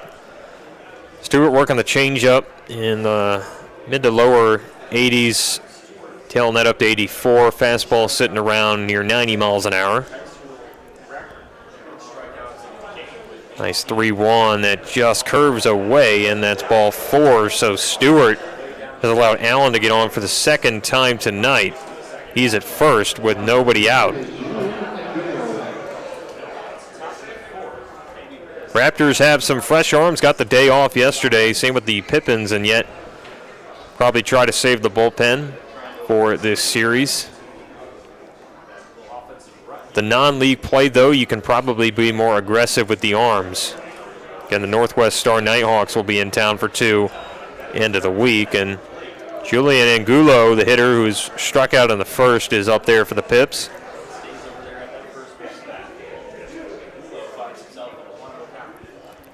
Pippins will have Patrick Fregoso coming up behind Angulo. Stewart has a 1-0. And this ball is hit sharply into the air. Desan Harris will charge in, make the catch in shallow center field, and toe tap around near the infield. One away now in the fourth inning. See that speed by Harrison. Part of a speedy Ridgefield outfield. You've seen Justin Sukata make highlights in left and center for the Raptors. Never been in right, as Salmon usually is over there for Ridgefield, but Sukata from Portland, he's on the bench in this game and can certainly come in. As Fregoso doesn't try to go for that pitch in the zone for a strike. But now with the addition of Harris and his wheels, this will be an interesting outfield to watch for Ridgefield as the defense try to continue to be a strength. 0-1. Big swing and miss by Fregoso. There is 2 in the count, strikes, and Raptors, to be exact, 2024, just 11th in fielding percentage, 11th in errors with 13. Expect that to continue to go up, though, as the year continues. 0-2 now is up and outside for ball number 1.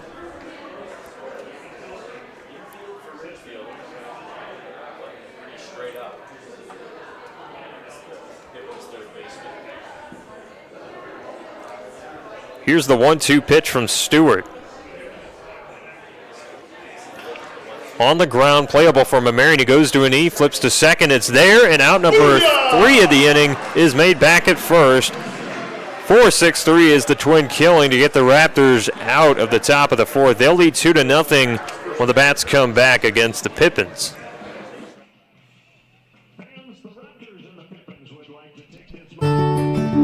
Holt Homes is proud to be a local builder. We embrace all that is special about Oregon and Southwest Washington.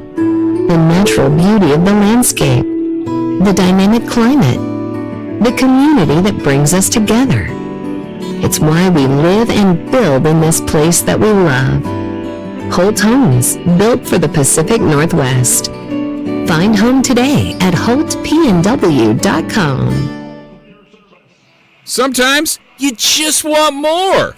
So unleash the power of Burgerville Rewards. While others merely go out, enjoy a meal, and go home, you, the genius that you are, capitalize on every burger, every shake, and every fry to get even more burgers, more shakes, and more fries.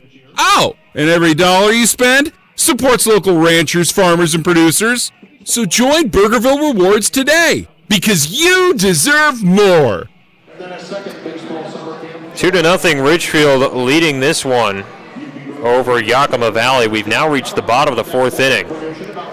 Davis Coaster, the new pitcher for Yakima Valley, he replaces Adam Brooks, who went 3 innings and allowed no hits and yet quite a few walks. 2 Raptor runs to come across, but nonetheless, we also have a message from Taco Bell. Taco Lovers Unite, it's time to spice up your day with bold flavors from Taco Bell. Indulge in our iconic crunchy tacos, loaded burritos, and mouth-watering nachos, all crafted. Satisfy your cravings. Whether you're on the go or kicking back with friends, Taco Bell is your go-to spot for flavor-packed fun. Don't wait. Swing by Taco Bell today and taste the excitement. Well, Coaster is a two-way man. He's an outfielder as well. And a senior from Pacific. Last made a pitching appearance this season at Springfield, went an inning and allowed a run on 1 hit. No walks and 3 Ks as a senior in the spring. Hit 300 and then had a season-high 3 2/3 and 4 strikeouts against Whitworth on the bump. Last pitched in college on May 11th at Whitworth, where he went an inning and 2/3 and allowed a couple runs. So not the greatest 2 outings for Coaster his last couple times out. We'll see if that changes. He'll have to face Kalma Marion to lead things off here in the fourth. And the Bulldog lays off that one to start out the inning. Mamarian grounded out to second in the third. His only AB of the day. Coaster with a long wind.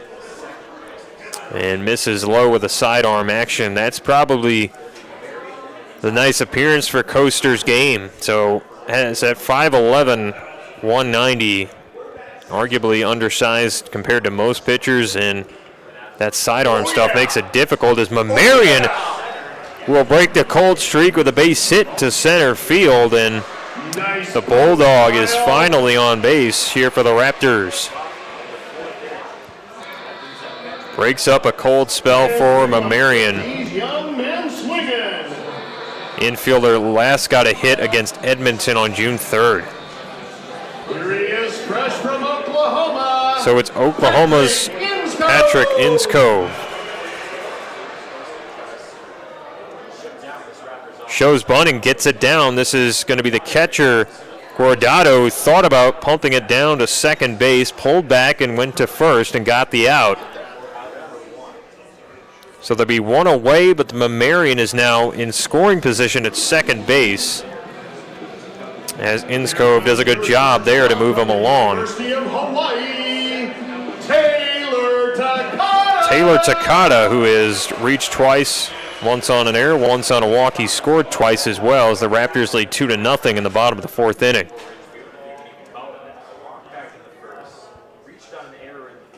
And he sees a ball dash outside, ball number 1. Take a look at the West Coast League standings this summer 2024. Shaping up to be a good summer under the sun up here in the Pacific Northwest. After the next pitch in the AB is a strike. Up in the north first, it's Wenatchee and the Apple Sox, who are 7-2. They lead in the league up there in the North Division, who has 8 teams, just like the South. The Edmonton Riverhawks are 6-4, a game and a half behind. The Bells 5-4 from Bellingham. As that pitch is outside for a ball. Victoria Harbor Cats also 5-4. The Nanaimo Night Owls, who are 5-4, all tied in the same spot. Kamloops North Paws, who come off a loss in their last game, are 3-3. The Kelowna Falcons 2-5, and the Port Angeles Lefties in last 1-5. As that pitch is going to leak away. Count is now 3-1 to Takada, who's got a great hitter's count with one away and a 2-0 lead. Have Mamarian try to come home from second.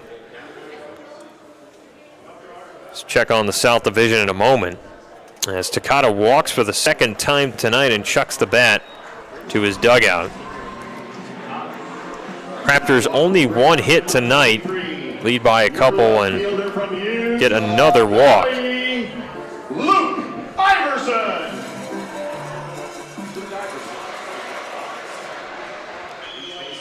Adam Brooks responsible for 6 walks and a couple Raptor runs to come across. The Pippins starter, who went 3. As his replacement, Coaster, throws and knocked it outside for ball 1. Luke Iverson, the hitter here, he's walked twice. In the South Division in the West Coast League, the Corvallis Knights back on their rightful throne atop the standings, 7-1. And Portland Pickles are 6-1 on the year. The Yakima Valley Pippins 5-4 behind them, 2.5 games behind the Knights. The Bend Elks 4-5. The Springfield Drifters 3-6. Both the Walla Walla Sweets and the Ridgefield Raptors 2-6, and the Cowlitz Black Bears 1-4 at last in the division. Ball number 3 now, and again, this West Coast League will step up, as we'll have the short conference here with Guardado and Coaster. We'll stack up between halves, so you'll have 27 league games in the first half, 27 league games in the second half. Both teams will play traditionally 4 non-league games, and for that reason, you'll get a chance to make the postseason by winning your division in the respective half that you're playing in. It's the first half North and South Division champ, and a second half North and South Division champ, with wild card winners going to the next best in the division for the Halves as Iverson finally sees a strike. And that will be how the West Coast League goes into the postseason. Coming in August. Postseason traditionally runs about a week in the West Coast League. So the regular season will wrap up on August 8th. Now Iverson forks a 3-1 into the corner and right. It is going to one-hop and get over the wall to the bullpen. So Iverson sticks to second. That is still going to drive around Mamarian. It's 3-0 Ridgefield.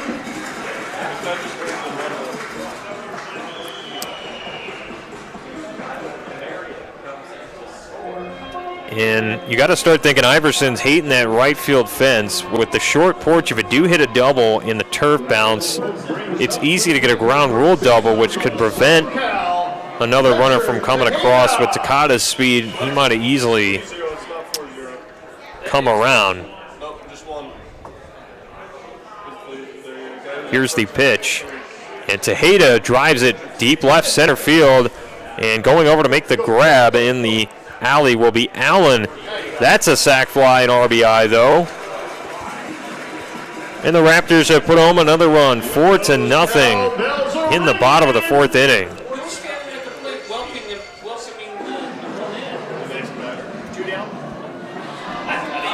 With 2 away, the Raptors will send up Justin Stransky. He's walked and also grounded out. 2 sac flies now for Tejeda, who's finding his stroke here with the Raps. Pitch is bent in towards the hitter Stransky, and that's ball number 1.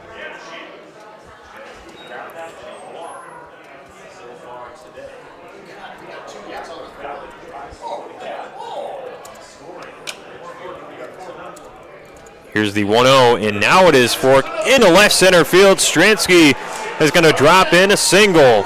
Coming around to score is Iverson, and the fun's going now from the Rourke. 5-0. Raptors ahead. And this is the offense Ridgefield was waiting to burst out this year. They've tied a season-high 5 and an incomplete 4 innings in the Raptors' 9th game of the year. Check on first is not in time.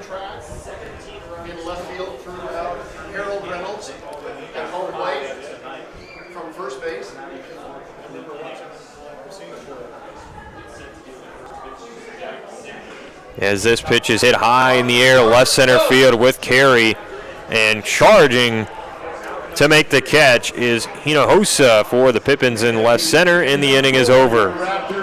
Raptors put up a crooked number of 3 in the bottom of the fourth and now lead 5-0 against the Yakima Valley Pippins. We'll head to the top of the 5th here from the Rourke.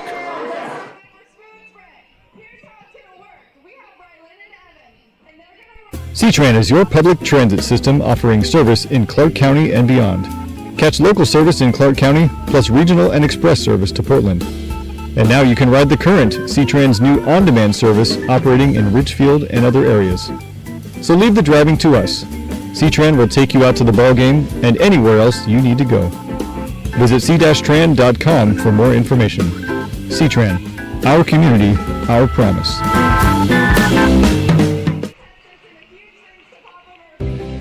When you need short-term communications for your business, project, or event, call the pros at Day Wireless Systems. We rent Motorola two-way radios, cellular devices, and satellite phones by the day, week, or month. We have thousands of units of inventory, and our experienced rental teams will make sure you have clear communication throughout your entire event. Visit us online at daywirelessrentals.com for more information. Day Wireless Systems, where a lot happens in a day. Ridgefield Raptors baseball going into the top of the 5th, where the Raptors lead 5-0 over the Pippins. My name is Patrick McCall, bringing you this one. Thanks for tuning in. The moment you've been waiting for is finally here. Nacho fries are back at Taco Bell. Get ready to dive into crispy golden fries, smothered in warm nacho cheese sauce and loaded with savory toppings. Experience the ultimate snack sensation that's been dearly missed. Hurry in and grab your nacho fries fix today. Don't miss out. Nacho fries are back for a limited time only at Taco Bell. So the Raptors up in this game 5-0 are continuing to pour it on the Pippins throughout these last few innings and hope to protect the lead with Dylan Stewart still out there, the starting right-hander for the Raptors as we've reached this 5th inning. And Pippins will send up Mauricio Guardado, the catcher, Jesse Mazziotti, and Blake Peterson, 6, 7, 8 for the offense.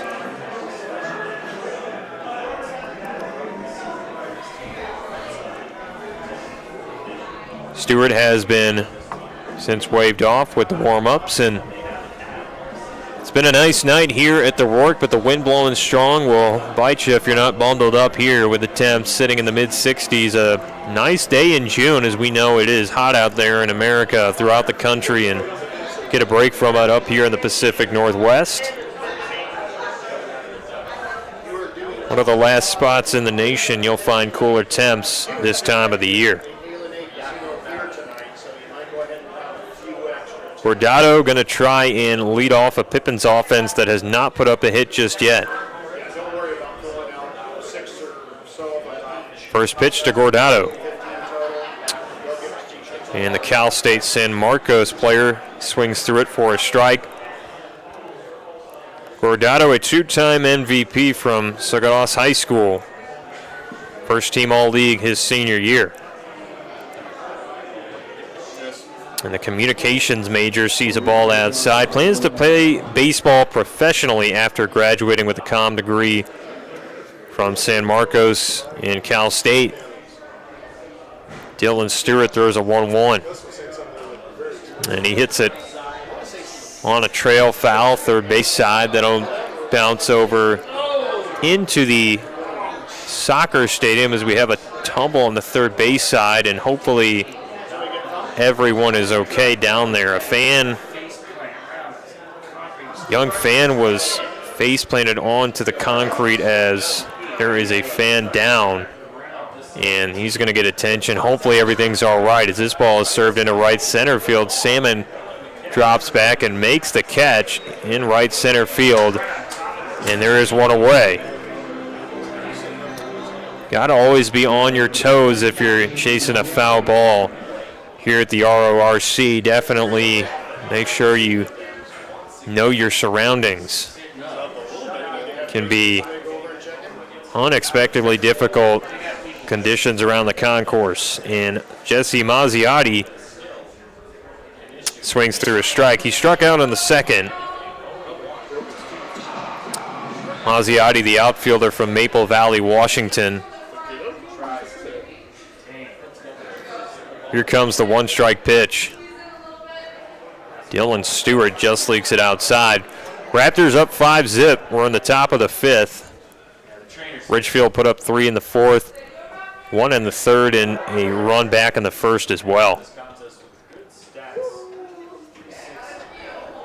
And another pitch that rips away now. Mason Tresize checking on the fan on the third base side, the athletic trainer for the Raps. Good to see here on this Tuesday night. 2-1. And that's a ball as well. And kind of had the same message here at the PA. If you come out to the Rourke and are a young fan, be wary of climbing on the fences. A usual announcement here on either the first or third base side. The chain link can be dangerous, and do not go messing around when you're at the ballpark.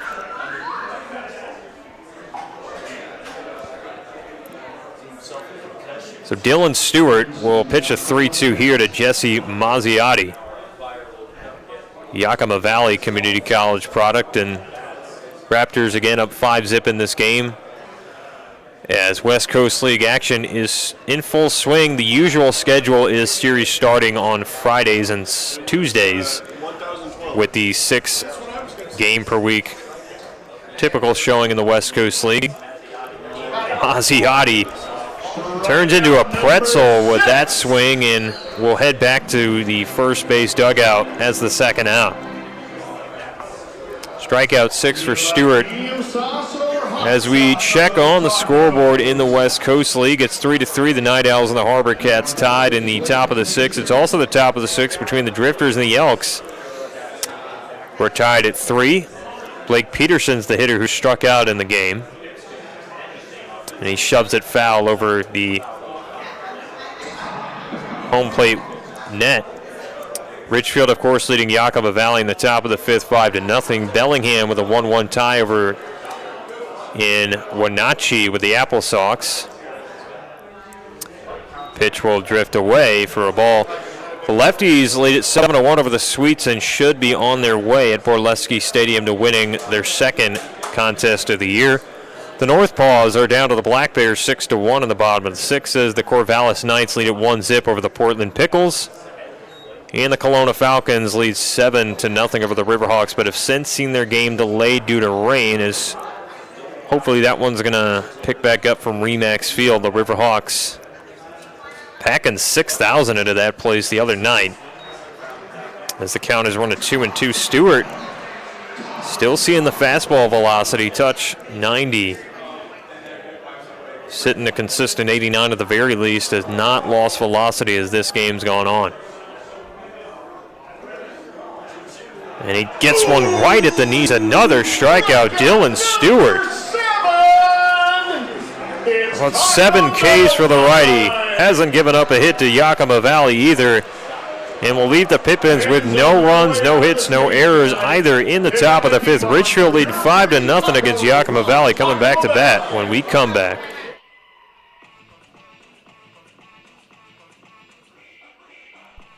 We've been perfecting the process since 1989. And since we're family run, we keep the community in mind. RVs, boats, campers, trailers, if you're missing some glass, we can make it custom tailored. Windshields or rock chips or any shattered mess, give us a call at Hampton Auto Glass. Game is at 5-0 in favor of the Ridgefield Raptors. We're on the bottom of the fifth, and now a message from ANNCR. You're free now, free to experience the internet like you've always imagined, free to stream, game, and share like never before. That's because Quantum Fiber Internet unleashes what you need to make the most of your online live speed, reliability, and seamless Wi-Fi coverage for either your home or business, and it all comes at a value you'll love. Now get 500 meg internet for $50 a month from Quantum Fiber. And with Price for Life Internet, keep your internet service monthly rate for as long as you keep your plan. Internet service monthly rate subject to continued plan availability. That's 500 meg internet for $50 a month at a rate you can rely on, all from Quantum Fiber. Welcome to Internet Freedom, your world unleashed. There's a new Pippins pitcher, and it is number 9 into the game. That's Max Goldberg from Washington, a native of this state, and Tacoma Community College. Redshirt freshman will be a lefty against this Raptors lineup. Also saw Adam Brooks, a left-handed pitcher, and positioning here for Max Goldberg to face this Raptors order that's made to counter the lefty. The first pitch, strike one. Naylor, the batter, 0 for 1. As we'll see the 0-1 pitch coming in here from Goldberg. And that's upstairs. Raptors again leading this game 5-0. As Coaster stepped out of his appearance and allowed 3 earned runs in an inning, was Davis Coaster, the reliever, before Max Goldberg in this spot. Initial starter for the Pippins was Adam Brooks. He went 3 innings and allowed a couple of Raptor runs without giving up a hit, but he did allow 6 walks to the Ridgefield Raptors. 0-2 called a strike, and Naylor disagrees. Arguably low at strike 3, though, and there's one away.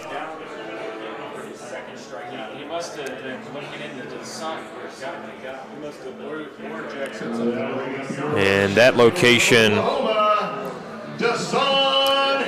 not the friendliest to the Raptors, as Desan Harris has a walk and a ground out, will be digging in. From Oklahoma, his first Raptors appearance tonight.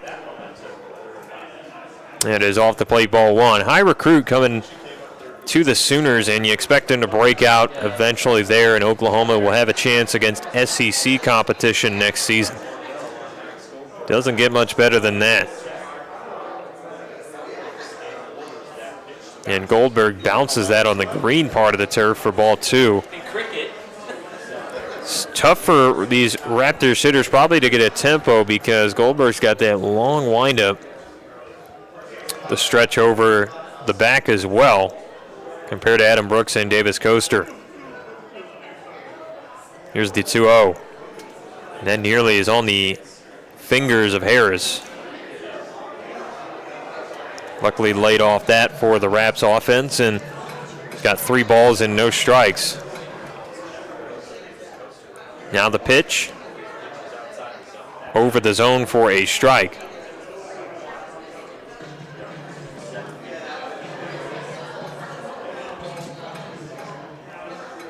Harris with a count at 3-1.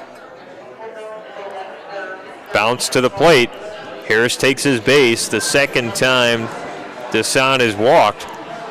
And he'll be on here for a Raptors offense that has one away in the bottom of the 5th inning, up 5-0.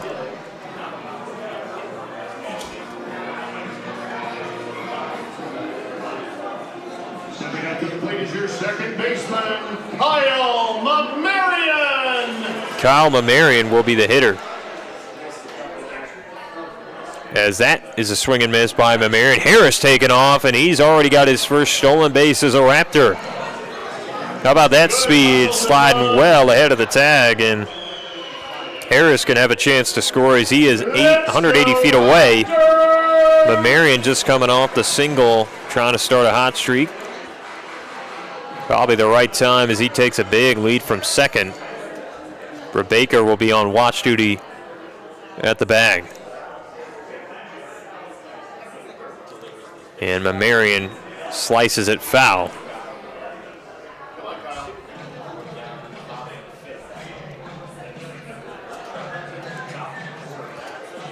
Raptors looking for a big win, are only 2-6 on the year. The Pippins 5-4. Ridgefield's going to have a chance for that first half title. Probably need to start the rally now and have time to do so.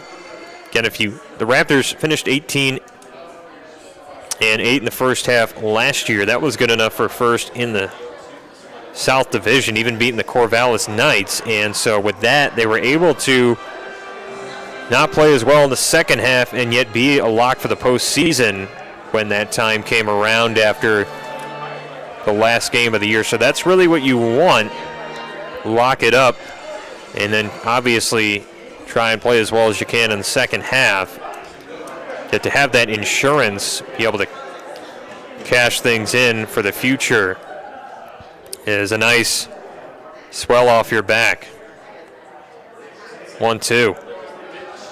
Marion hits it foul on the first base side. Definitely breaks up different than the major league scheduling where you have 162. Just an all-star break, but no first and half split on the standings, and have your division winners and the newly added wildcard teams. Here's a 1-2. And Mamarian forks it foul. Bulldog stays alive. If the Raptors get a run here and drive home Harris, it would be a new season high 6 runs. Goldberg still on the bump. A returning Pippin last year, but the Pips had 4 starts and hit a 6.30 ERA.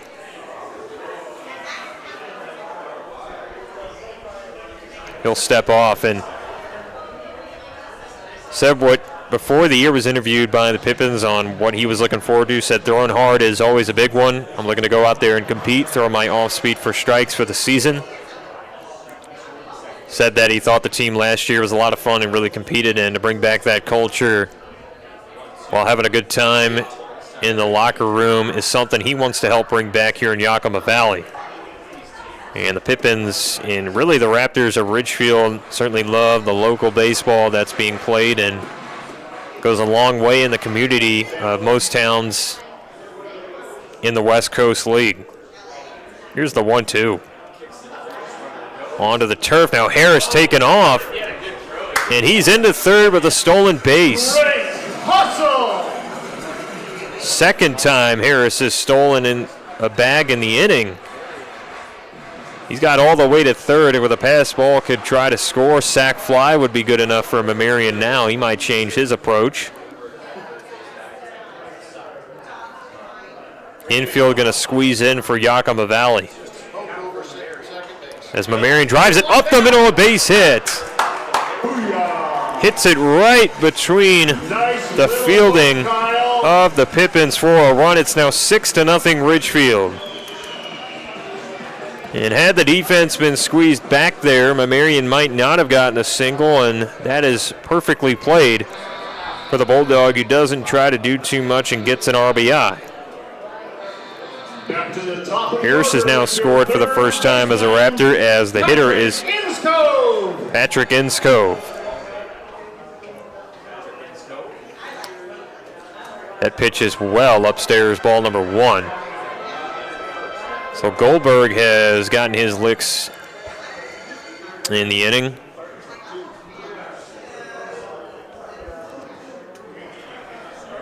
Next pitch in the AB, and Inskove misses that.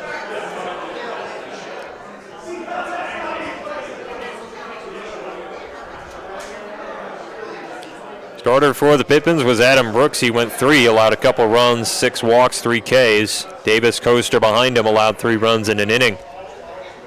Well, this is Max Goldberg, the lefty reliever. And that bounces in there for ball number 2. Raptors with good camaraderie with the party going on up here in the Rourke building.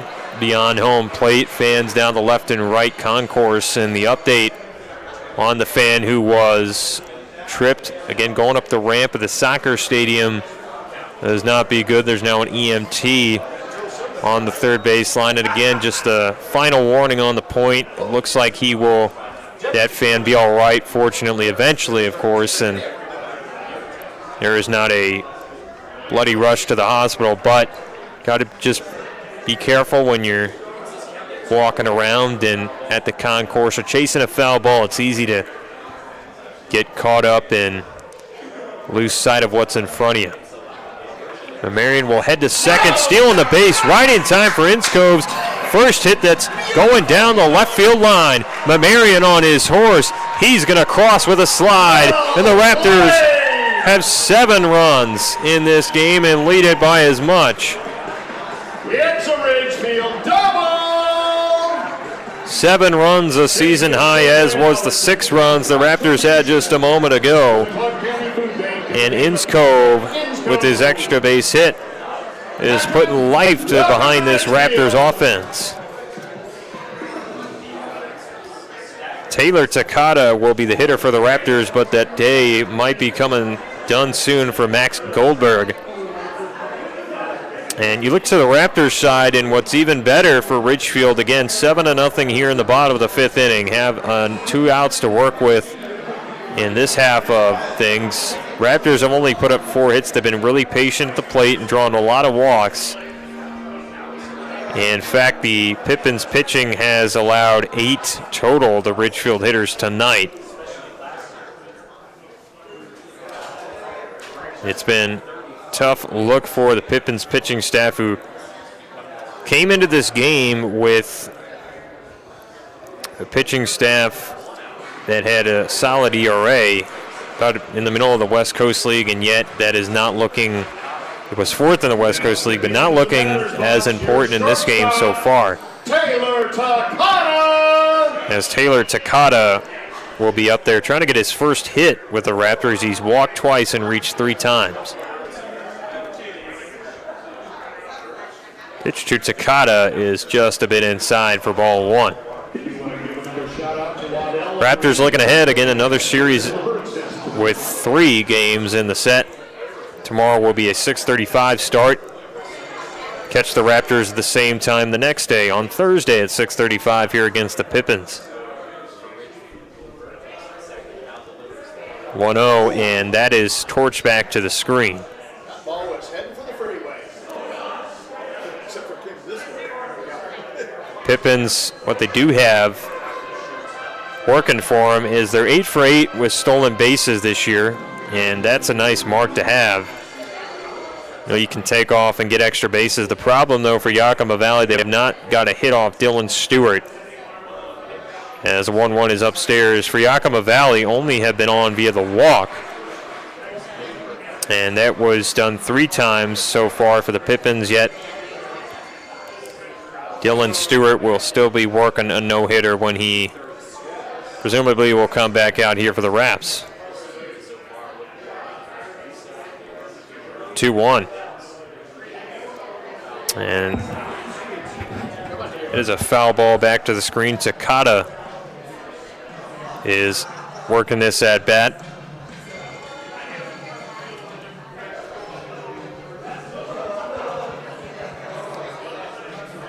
Drumbeat over the stands here at the RRC with the sun going down in the west.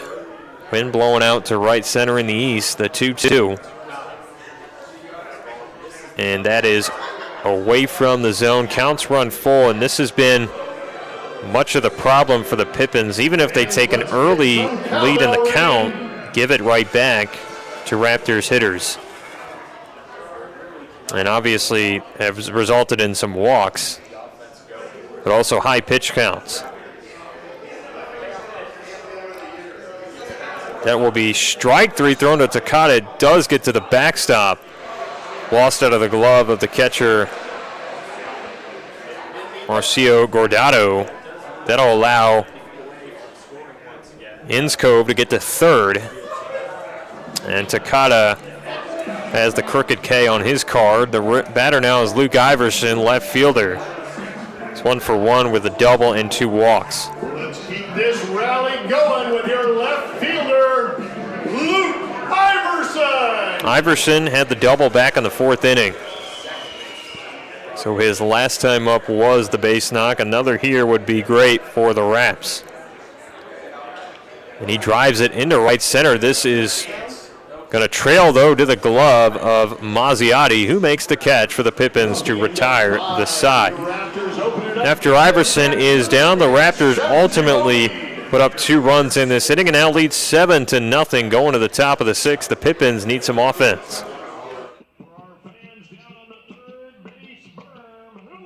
You want to hear about A1A? Listen to this. This is what it sounds like to stay and play at A1A. And with our new luxury hotel, featuring an indoor-outdoor pool, dining with incredible views, and more, it sounds even better. This is what it sounds like at the area's premier dining, gaming, and entertainment destination. A1A. Sounds like fun. Book your stay now at ilaniresort.com. Thanks to Les Schwab Tires, I'm a confident backseat driver, but Mom's a little stressed about spending.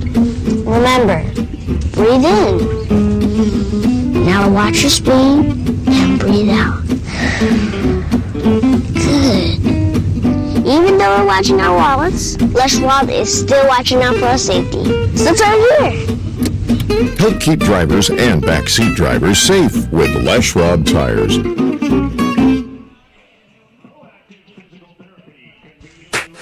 Ridgefield Main Street partners with the Raptors and invites you to discover downtown. For shopping, dining, and exploring the arts. We're working to keep our small town charm intact by supporting our merchants and the community. Join us for Main Street Day and our fall wine walk. Spend your Main Street moolah at most shops and restaurants. We have 4 active committees and are always looking for volunteers. More information at ridgefieldmainstreet.com. See you downtown, and go Raptors! We're going back to Raptors baseball. 7-0 lead for Ridgefield over Yakima Valley as we're into the top of the 6th inning. This is still Dylan Stewart you're going to see on screen out there for the Raps, and he has not allowed a hit, only allowed Pippins to reach base 3 times on walks, and other than that, been very effective out there, and we'll see how things continue. Now on the pitching mound for the Raptors, number 36 from the University of Portland. Pardon me, it's going to be Curtis Hebert now out there for the Raptors, Dylan Stewart, will step aside, but didn't allow a hit through 5 innings of work against the Pippins. Nice job done there for Stewart. As here comes the first pitch to David Mazziotti. Yes, sir, over the zone.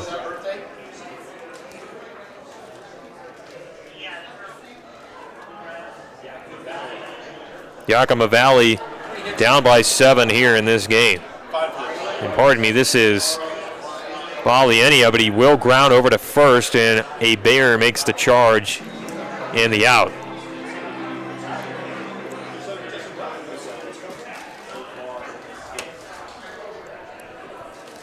Now for the Pippins, it is going to be Adrian Hinojosa to lead off the top of the order. He has popped out and walked.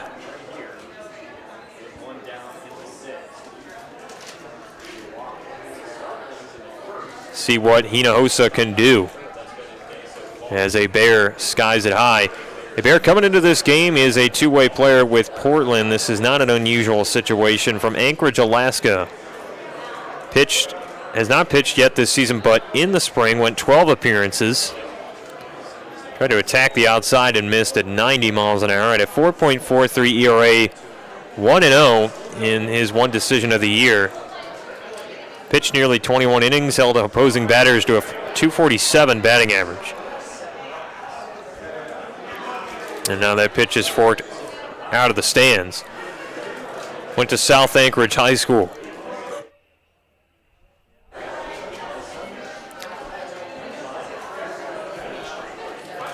A Bear with a long look in, getting his first action as a Raptor on the mound. Yes, sir, a strike, number 2 in the count. Pippins, when we look back to their win against the Knights, which was historic, I suppose, for it being the first loss of the Knights' year.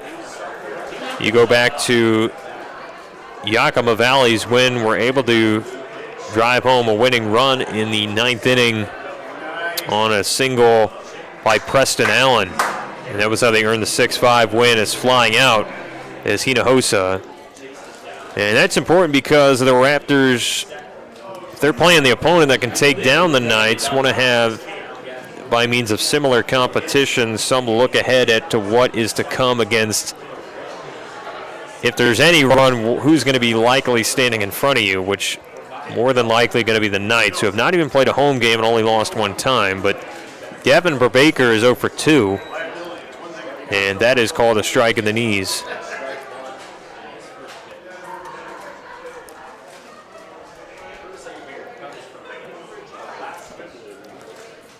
Here we'll see Brubaker try to go on an 0-1. He does, and serves it into right field. Salmon battling the sun and dropping back. He does make the catch in front of the track to retire the side and produce a 1-2-3 inning. Pippins have no runs, no hits, no errors, nobody left on in this top of the 6th inning. It'll be 7-0 for Ridgefield's offense, looking to add insurance. Attention Raptors fans. After a 5-year hiatus, the West Coast League All-Star Game is back and better than ever. Join us in Bellingham at Joe Martin Field on July 17th for an unforgettable night of big hits, epic catches, and non-stop excitement. The day will be jam-packed with family-friendly activities, including a fan fest and skills challenge. Get your tickets now at bellstickets.com. We'll see you at the ballpark. For over 70 years, Columbia Credit Union has put people first, supporting its Main Street neighbors with high-earning accounts and the best possible rates. That's because its core values of people, community, and financial wellness are behind everything that Columbia Credit Union does, from checking and savings to home mortgage, credit cards, and business banking. Drop by a branch or visit columbiacu.org to see the credit union difference yourself. Columbia Credit Union, investing in values since 1952.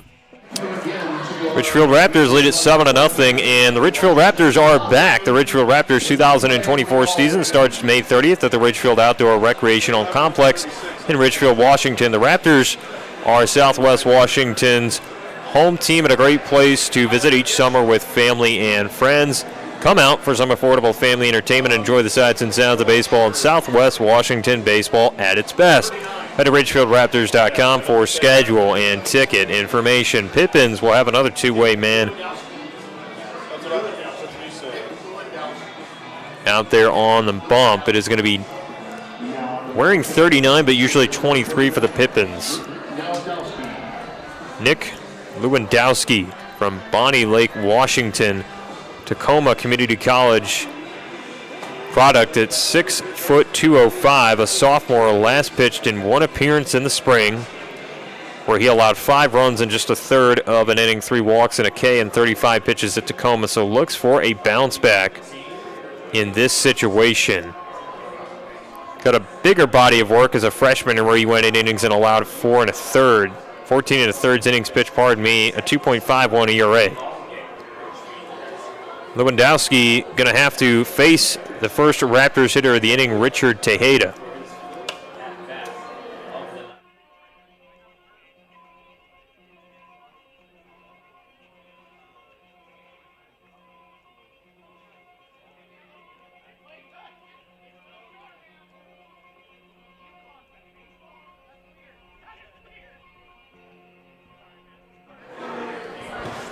Seven to nothing lead here still for Ridgefield. And it's going to be Richard Taha again, as mentioned earlier, but he is 0 for 1. A couple sac flies, couple RBIs. As well, now the pitch coming in from Lewandowski, and that dives low for a ball.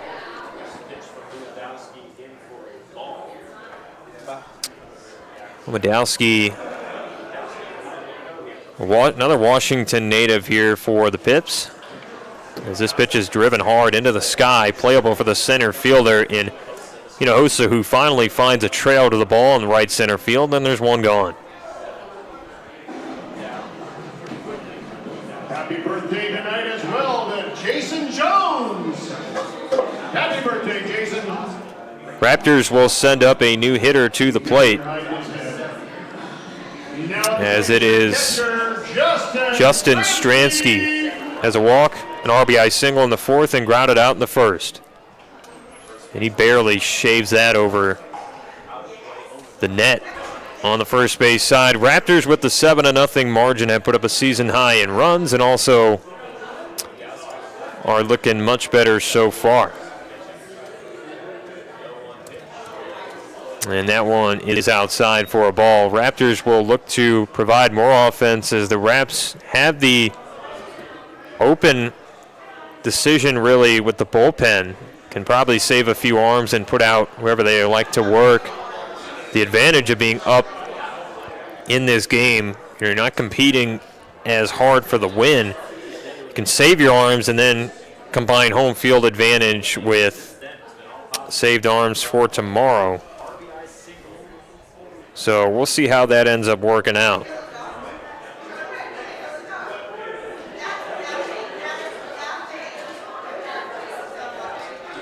One-two into the sky again in fair territory this time. Second baseman Rue Baker is going to make the grab. 2 gone.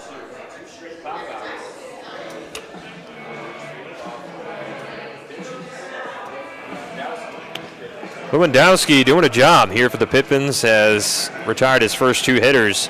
Jack Salmon going to be the batter now. He's flown out, walked, and been hit by a pitch. Raptors have gotten on a lot of other means than to hit only 5 tonight, yet have put up 7 runs.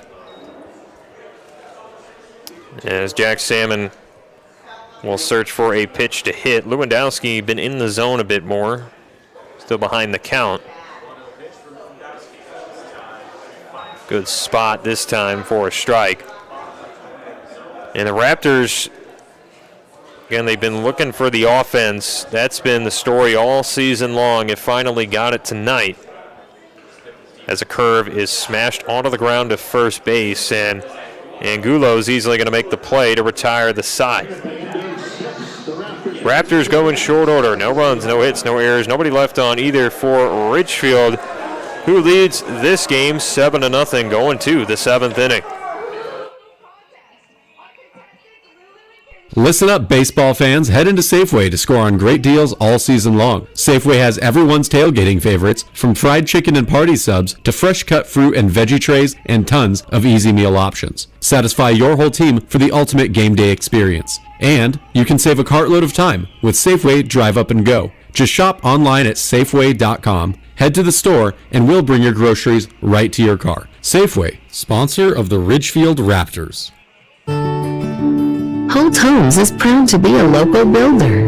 We embrace all that is special about Oregon and Southwest Washington. The natural beauty of the landscape, the dynamic climate, the community that brings us together. It's why we live and build in this place that we love. Holt Homes, built for the Pacific Northwest. Find home today at holtpnw.com. 7-0 lead for Ridgefield over Yakima Valley. The Ridgefield Raptors are back. The best summer affordable family entertainment in Southwest Washington. Come see College Woodbat Baseball in Ridgefield this summer. Bring your family or group to a game and enjoy a spectacular setting in Southwest Washington. Go to ridgefieldraptors.com for schedule and ticket information. Again, that's www.ridgefieldraptors.com. Raptors defense stacking up neatly here in this half inning, looking to protect what's a combined no-hitter. Pippins have still not found a way to get a hit. The effort started with Dylan Stewart, who went 5 innings and allowed no runs or hits. Curtis Bear, the Portland Pilot, is keeping it going through his first inning of work. Didn't allow a hit and got the Pippins down in short order, but Preston Allen, the left fielder for the Pips, will try to break it up.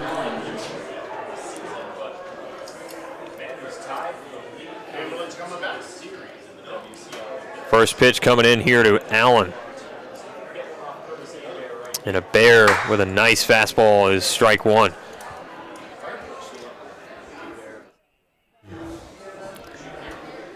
Raptors protecting the 7-0 lead, have not had this big of a margin all season.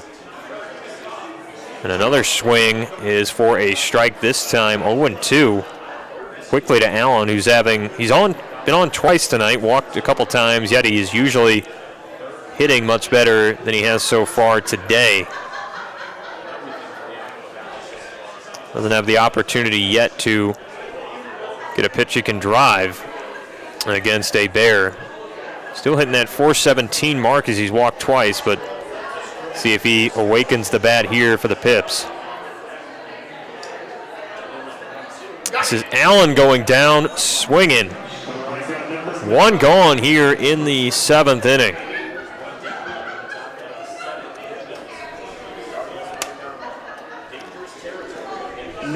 Pippins will send Julian Angulo.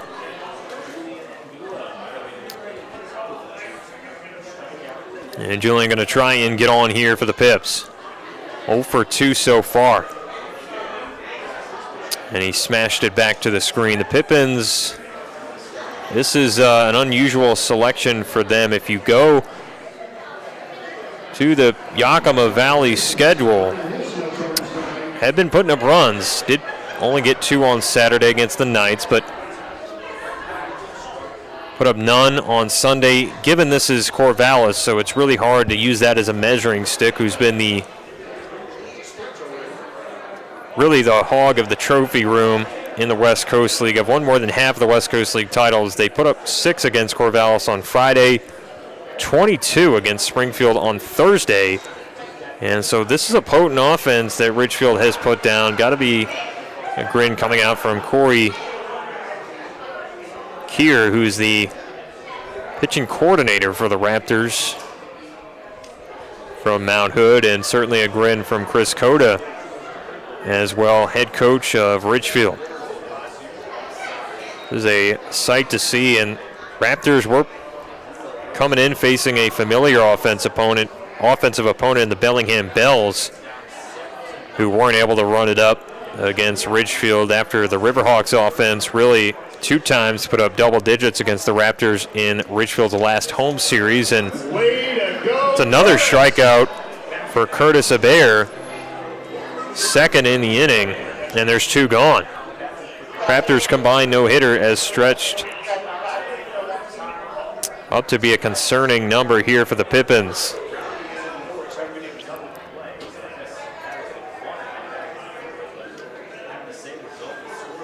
"20 outs in a row without a hit for the Raptors defense, as that's going to etch outside for ball number 1. Patrick Fregoso, who's 0 for 2, is standing in there. The 1-0. Called a strike at the knees, and it's 1-1. That coming out of 92 for a Bear. And a Bear the other night was leading this Ridgefield offense in Bellingham. He went 2 for 3 on Saturday, 1 for 3 on Sunday. Part of the Raptors, only a few Raptors hits in those first couple of games, and he was doing a job there. He also had an RBI on a sac fly Friday. He really stood out offensively as one of the main bats in the order. In total, he went 3 for 5. 3 for 8. A good series offensively, and now is shoving on the mound here in the mid-90s. Has a really athletic frame. Not much body fat to be shown on a Bear. That's why he can play the infield and then dish it on the mound.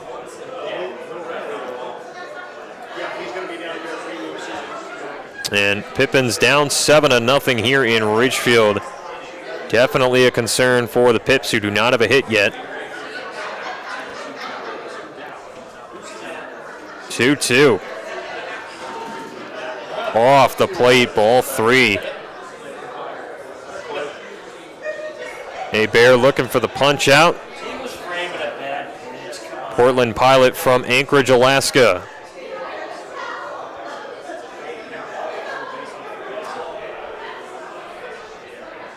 Full count delivery.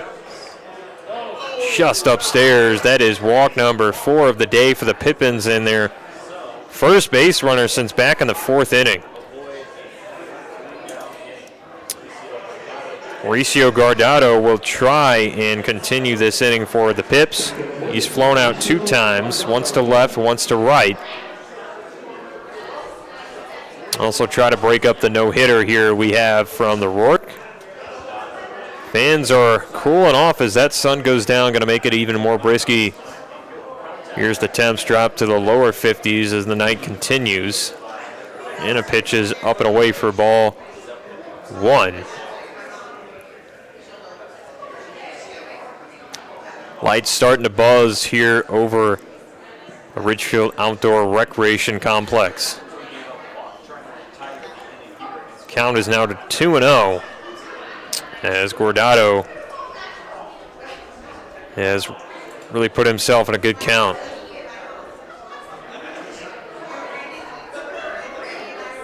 Catcher from Santa Clarita, California. Drives this into the sky, and it'll get behind home plate for a foul ball hitting off the building here. Behind home plate. In a square box. Up a few rows back from home plate area and sees over multiple fields here in Ridgefield.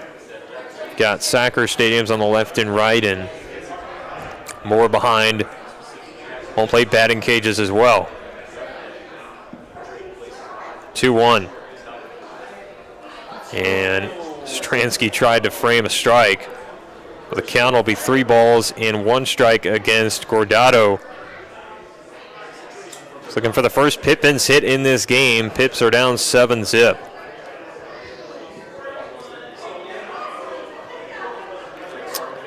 Here's one in the zone this time from a Bear. Raptors with the win today would improve to 3-6. The Pippins 5-5, dropping their record with a loss to 500. 3-2. Runner is going, and this pitch is put in play. Mamarian at second, fields it at his knees cleanly. And the gun to first is in time as the Raptors get through 7 without allowing a Pippins hit and are up 7-0 going to the bottom of the 7th.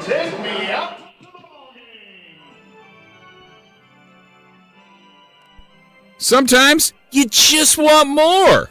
So unleash the power of Burgerville Rewards. While others merely go out, enjoy a meal, and go home, you, the genius that you are, capitalize on every burger, every shake, and every fry to get even more burgers, more shakes, and more fries. Oh, and every dollar you spend supports local ranchers, farmers, and producers. So join Burgerville Rewards today, because you deserve more.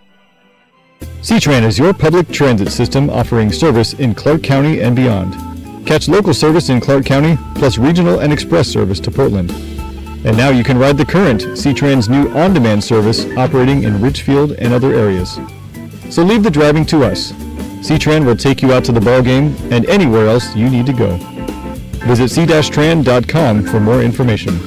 C-Tran, our community, our promise. Raptors lead it 7-0. We're in the bottom of the 7th inning. If you're craving wings, dive into flavor overload at Buffalo Wild Wings every Thursday. It's BOGO free boneless wing day. That's right. Buy one order of your mouth-watering wings and get another absolutely free. Gather your herd and head over to Buffalo Wild Wings for a Thursday feast you won't forget. With an array of sauces and seasonings to choose from, there's something to tantalize every taste bud out there. Don't miss out. BOGO free wings every Thursday at Buffalo Wild Wings, because when it comes to flavor, we don't just wing it, we master it. See you there. Well, the Raptors would love to have insurance, and to do so, try and do so in the 7th inning, going to be Jack Naylor, Desan Harrison, Colin Marion, 7, 8, 9, bottom of the order, due up. Coming up to bat for your Raptors is Jack Naylor. Jack Naylor, the first to come to the dish. Raptors allowed a walk to the Pippins in the last half inning, but is still not allowed to hit through 7. Not one man on the mound, but we combined no-hitter, as we'll see Landowski get ahead with a strike. It was Dylan Stewart out there for the Raptors with 7 strikeouts, allowed 3 Pippins to get on with the walk, but allowed no hits. Curtis Hebert continuing the trend. He's only gotten 1 walk, and now Naylor finds himself at least a single in the right center field. And the Raptors' hot offense continues their 6th hit of the night. And Naylor, with that base knock, has just got his 2nd hit of the year. A welcome sight for his sore eyes up there at the plate. It was only a matter of time. He was hitting .397 as a junior in the spring with Montana State. 5 home runs, 14 doubles. And speaking of production, Desan Harris comes to the plate, sees a ball, and Harris so far tonight has walked 2 times, grounded out in the 3rd, but he stole a base twice in the 5th and scored a run. Lewandowski searching for the sign. He's got it. Steps off for a moment, and the throw is not in time at first.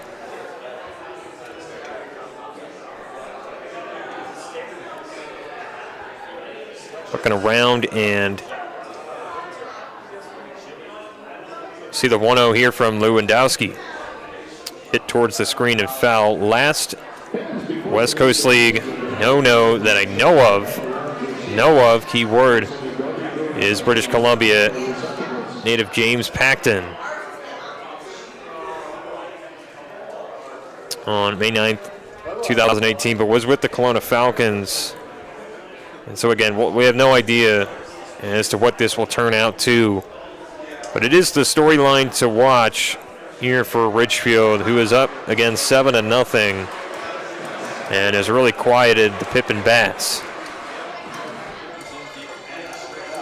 Be a good trend going into game number 2 tomorrow at 6:35. Sun sets and Harris dishes that over to first base. Going over there is Angelo. He's going to try to throw to the covering pitcher. And Anthony Brown initially called Harris out and switched his sign to safe. And naturally that's going to draw an argument. Harris, for the moment, as an infield single. We'll see if it stands. We've seen West Coast League umpires switch it up because there's no replay review in the league, and so that is the discretion of the umpires to go down there and make the call. So again, Brown Called him out and then safe as Harris, center fielder, is going to be on with an infield single. Impressive speed shown off yet again. And with nobody out, Colin Marion, the second baseman, is 2 for 3. Starting to show some potential here. Season high 2 hits. That's a looping curve that is dashed away from the zone for a ball. And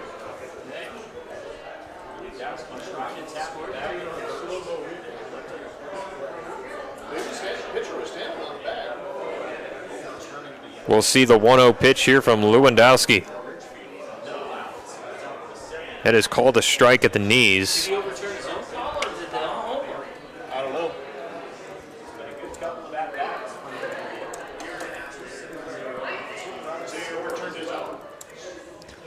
Now the 1-1. Marion shoves it foul on the first base side. Temperatures, you can feel it in the open windows that are at the top of the tall glass behind home plate, starting to drift in. That cold northwest breeze on this Tuesday night here in June. And at second is Naylor. Try to score here on a Marion base hit as we look back to the West Coast League scoreboard and have your update now. It's the top of the 8th. The Night Owls tied at 4 with the Harbor Cats. The Bend Elks have scored 3 since our last time checking the board. Lead at 6-3 over the Drifters in the bottom of the 8th. And Marion will have a full count. Lefties still up 7-1 over the Walla Walla Sweets in the bottom of the 8th from Borleski Stadium. Caldas Black Bears lead at 9-2 over the Kamloops North Paws, and the top of the 9th should go on for their second win of the year. Corvallis Knights lead at 3-0 over the Portland Pickles in the bottom of the 5th as this ball is driven into the middle of the infield. Could be trouble, and Marion legs it out at first to avoid a double play. Runners at the corners with 1 away. But the last score of the night is again delayed due to rain. The Kelowna Falcons up 10-1 over the Riverhawks, so did resume action, but maybe that game will end up getting shoved back later or the Falcons get the win. Don't know what inning it is actually from Remax Field, but Riverhawks have been pummeling teams with their offense and are starting to see that swing around for once on this Tuesday night. Lewandowski throws. He bends it low in the zone. Low of the zone, ball number 1. Enskov is now hitting. He's popped out, struck out, sacrificed hit in the 4th, and got a double and RBI in the 5th. Lewandowski's got that tricky lefty move over to first. You know, at least on the move over to first, going against the lefty, it's harder to tell how they can move over to the base pad. And Marion was picked off in the Sunday game in Bellingham. Oh, he's probably going to be more cautious than most.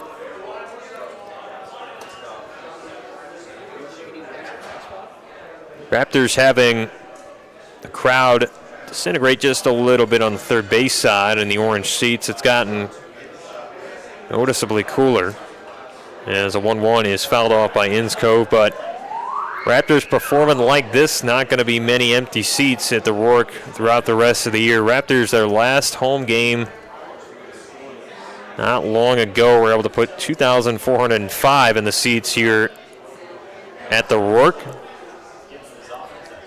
2,405 was a franchise record.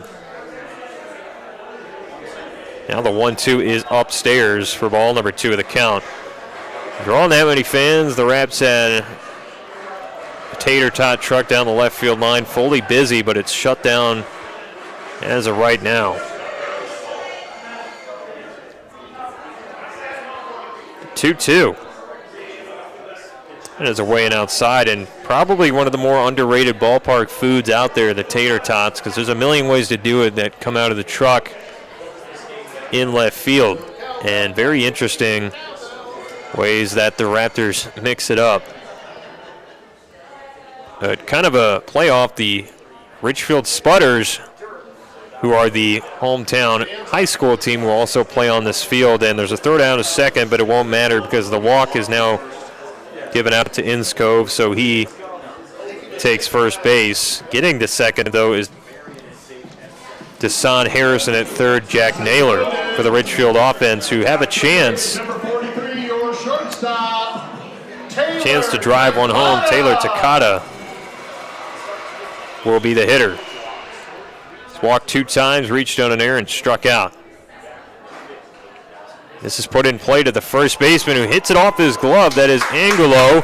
Shoves it all the way over to the shortstop, Baena, and that allows a Raptor to come across. It's Naylor, and it's now 8-0 Ridgefield. Everything going wrong for the Pippins in this matchup. Second error tonight for the Pippins, as Luke Iverson will be the hitter. Naylor scores for the first time tonight. Harris, pitch in. Driven up the middle. This is Iverson into the glove of Hinojosa in center. Play at the plate is not in time, and sliding in ahead of the throw, Kalma Marion. Now 9-0 Ridgefield. Iverson's got RBI number 2, and will enjoy it, as the Raptors have put up that insurance and will need 6 more outs for the win on the other side of the eventual mid-inning break. And now at the plate is Richard Taha.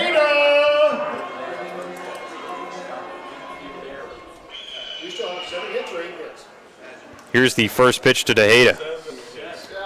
Into right field, a base hit. Raptors are going to send around the runner on a charge to the plate, and in time is Inskov beating out the throw. 10-0 Ridgefield. Way to hustle, Patrick.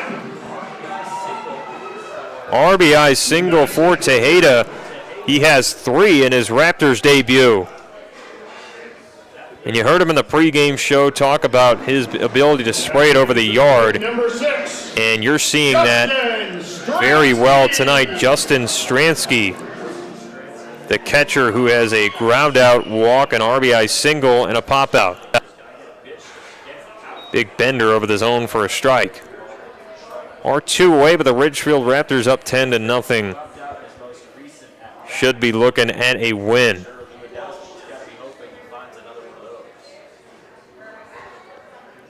Or one bounced hard off the turf. Count is 1-1. Even worse for the Pippins. Again, have not had a hit yet in this matchup.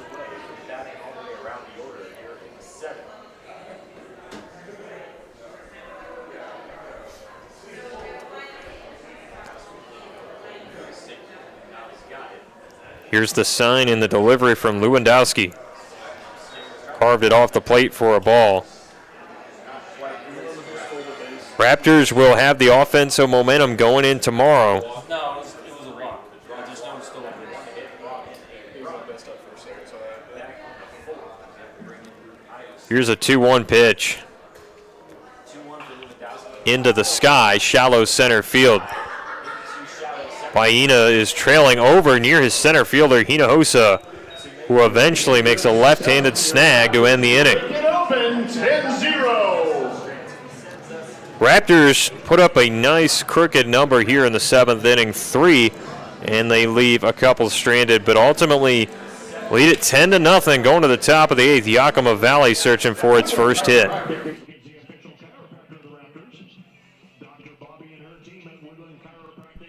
We've been perfecting the process since 1989. And since we're family run, we keep the community in mind. RVs, boats, campers, trailers, if you're missing some glass, we can make it custom tailored. Windshields or rock chips or any shattered mess, give us a call at Hampton Auto Glass. You want to hear about A1A? Listen to this. This is what it sounds like to stay and play at A1A. And with our new luxury hotel featuring an indoor-outdoor pool, dining with incredible views, and more, it sounds even better. This is what it sounds like at the area's premier dining, gaming, and entertainment destination. A&A. Sounds like fun. Book your stay now at ilaniresort.com. Raptors up 10-0. We are in the top of the 8th. We'll have a new pitcher and get you that in a moment because Taco Bell has a message. Taco lovers unite. It's time to spice up your day with bold flavors from Taco Bell. Indulge in our iconic crunchy tacos, little burritos, and mouth-watering nachos, all crafted to satisfy your cravings. Whether you're on the go or kicking back with friends, Taco Bell is your go-to spot for flavor-packed fun. Don't wait. Swing by Taco Bell today and taste the excitement in every bite. New pitcher for the Raptors, and he is wearing number 18 with a long hair. Mac Elski from Lake Oswego, Oregon, comes after Curtis Hebert, who went 2 innings strong and allowed no runs or hits. And Hebert only 1 walk in his card, and the Pippins were struck out 2 times against Hebert. And with the new pitcher, Mac Elski, wearing the long sleeves, and a nice decision on this cool night, we'll try and sit down this order. Pinch hitter is going to wear number 10, though, for Yakima Valley to lead things off. That is Drew Johnson, a utility man from Tacoma Community College, and he will replace Jesse Mazziotti. First pitch. Swing and a miss, and Drew Johnson is down on the first strike. Mazziotti ends the day, going 0 for 2. Here comes an 0-1. That drifts away, and all of a sudden it is 1-1. Pippins in trouble here, down 10-0. 1-1. Yes, sir, over the zone.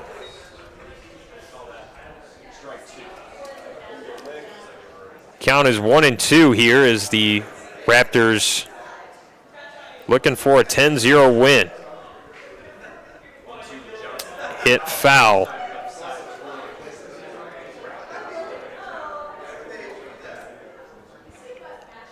Raptors with that 10-run lead. This is the most runs they put up in a game this year. Elski looking in the 1-2. In a big swing by Johnson. And the Raps are 5 outs away from the no-no.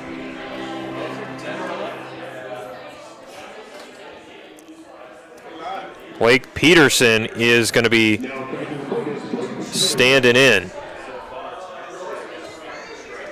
Peterson, the DH, wears number 40.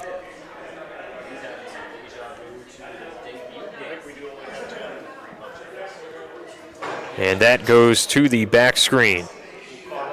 And ball number 1.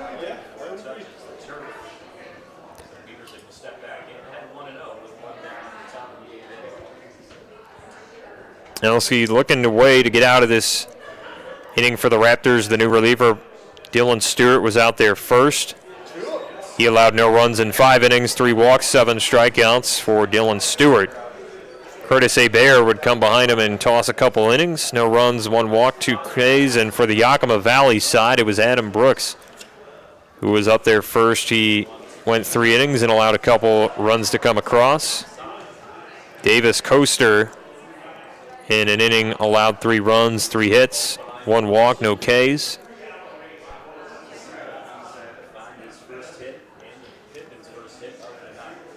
Pitch to the plate is off the zone for a ball. And recapping it further, Max Goldberg went an inning and allowed 2 runs to the Raptors, a couple of hits. Lewandowski has been the pitcher for the Pippins the last inning. And so Elski now with a 2-2 against Blake Peterson, 10-0 Ridgefield lead. Looking for their 3rd win of the year.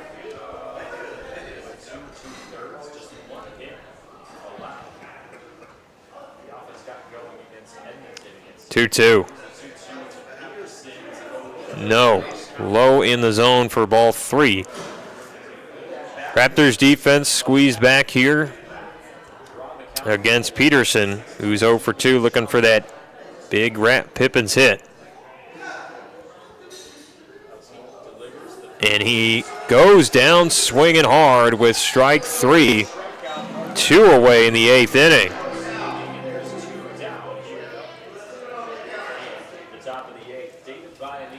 David Biania going to be the hope for the Pippins in this 8th inning.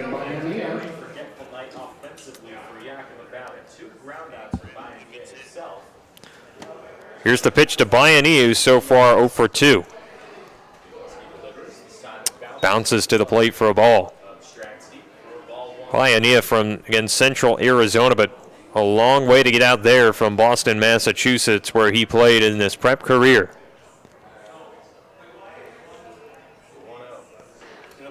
And the high prospect sees a strike over the zone. Maybe the guy to break this thing up.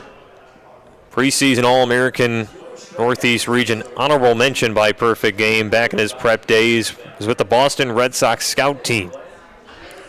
And now he hits one of Baltimore, chopped to third, and coming in to make the grab head high, and Inscove saves the no-hitter by getting it to first base cleanly. High but in time towards Tejeda, and the Raptors pitching will need 3 more outs to get a combined no-hitter in mark history here at the Rourke.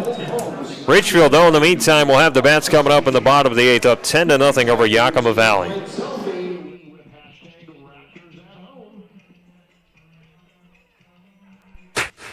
Ridgefield Main Street is dedicated to historic preservation, beautification, and a thriving downtown. We support our merchants and our community and thank you for shopping small. Join us for Main Street Day in our fall wine walk. Discover downtown for unique shopping, dining, and exploring the arts. Spend your Main Street moolah at most shops, restaurants, and the food carts. More information at ridgefieldmainstreet.com. Go Raptors, and we'll see you downtown. Attention Raptors fans. After a 5-year hiatus, the West Coast League All-Star Game is back and better than ever. Join us in Bellingham at Joe Martin Field on July 17th for an unforgettable night of big hits, epic catches, and non-stop excitement.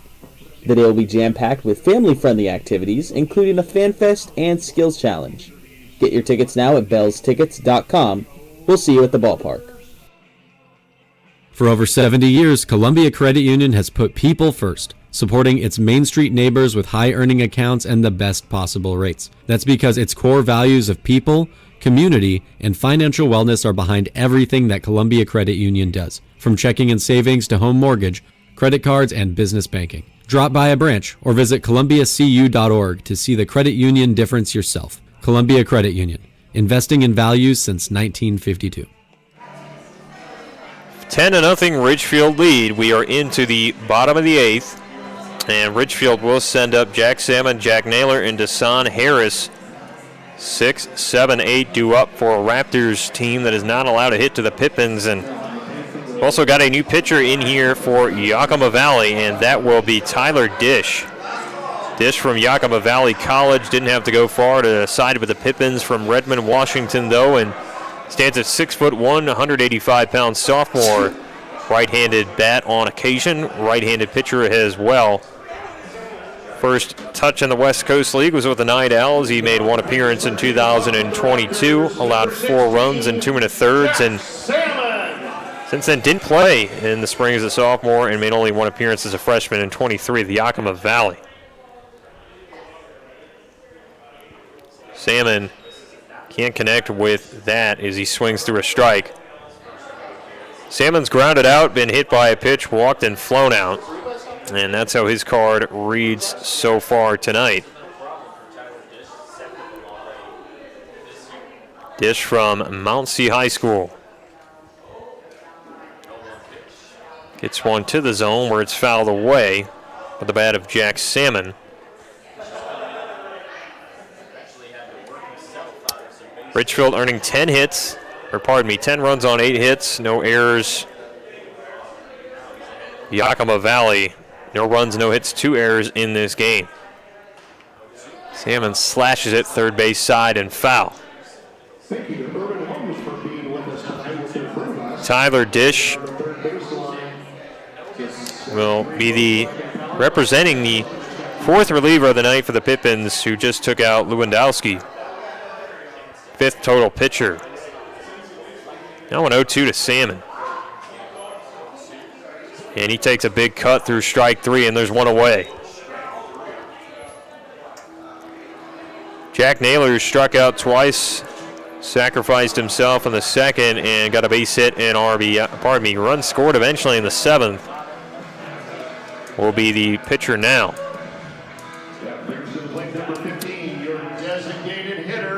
Hitter at the plate. And Naylor, though, got a nice base hit earlier on, helping them break a cold spell. That's a beautiful curveball. It's 78, though, for a strike. Raptors, this is a season high in runs. Playing off what's been a nice night here on this Tuesday, and a great momentum to start the series. Would have to be a collapse of epic proportions to lose this one. With the pitching dominance so far and the hitting showing up like it hasn't all season. The Raptors should go to 3-6 as Naylor is struck out, rung up on strike three. And Tyler Dish, a sight for sore eyes in the Yakima Valley dugout as he is throwing effectively so far. Desan Harris, center fielder, walked 2 times, grounded out in the third, and had a base knock in the 7th inning. Here's with a black helmet, white batting gloves, and sleeve. Called for strike one at 80 miles an hour.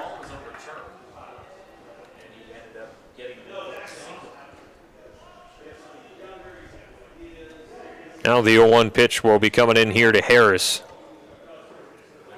And could not connect with strike two. Raptors will be facing the Pippins, Adrian Hinojosa, Gavin Brubaker, and Preston Allen. That's the top of the order as well for the Pippins in that 9th inning, where the pitching will try and go for the no-hitter. Harris stays away from that, away and outside. Ball one.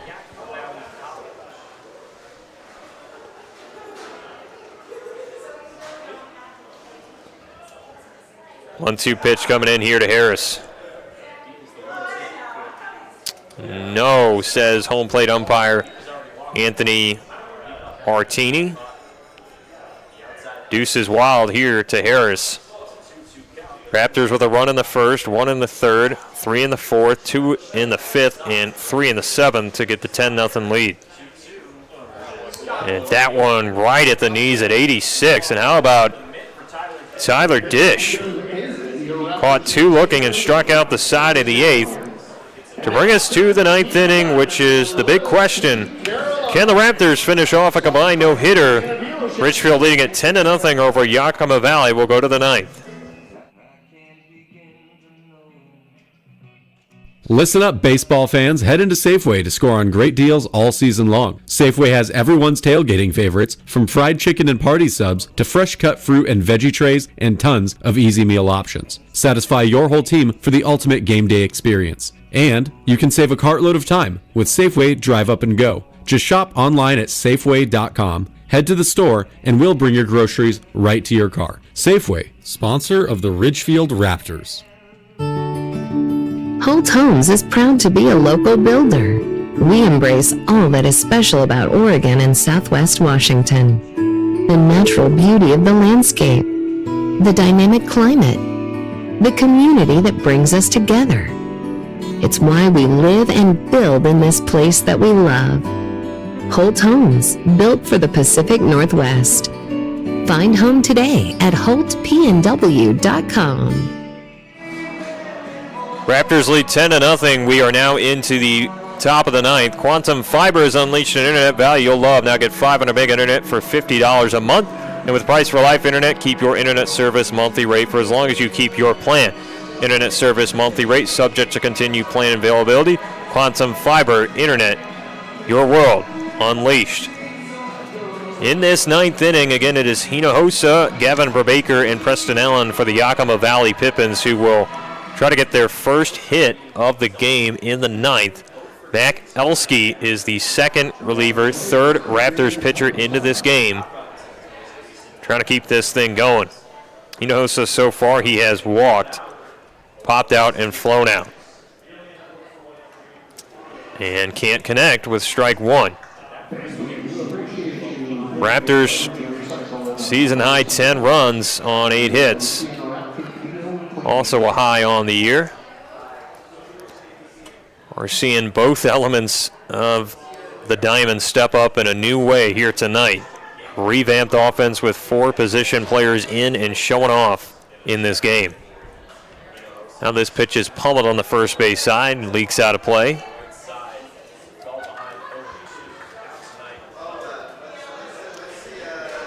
This is a crowd that we've seen a few members of the audience here at the Rourke leave the yard, but the fans in attendance may see something special here tonight. Elski throws and gets the outside corner for a strikeout. One away. These Raptor pitchers are getting the job done tonight. Gavin Brubaker will be the hitter for Yakima Valley so far tonight. Has struck out, popped out, and flown out.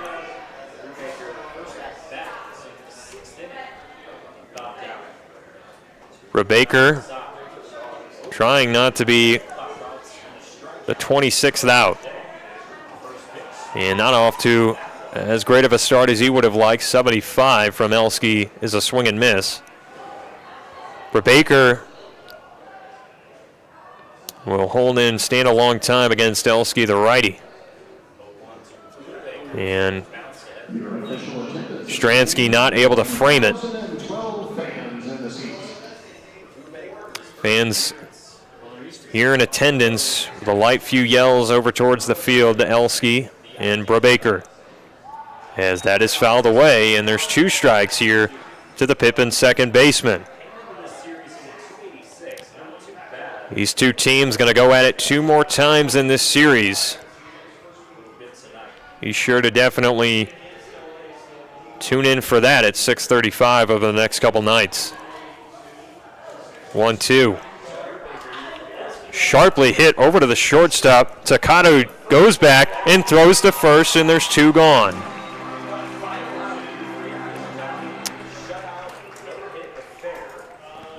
And right now the Pippins are leaving it all up to Preston Allen. And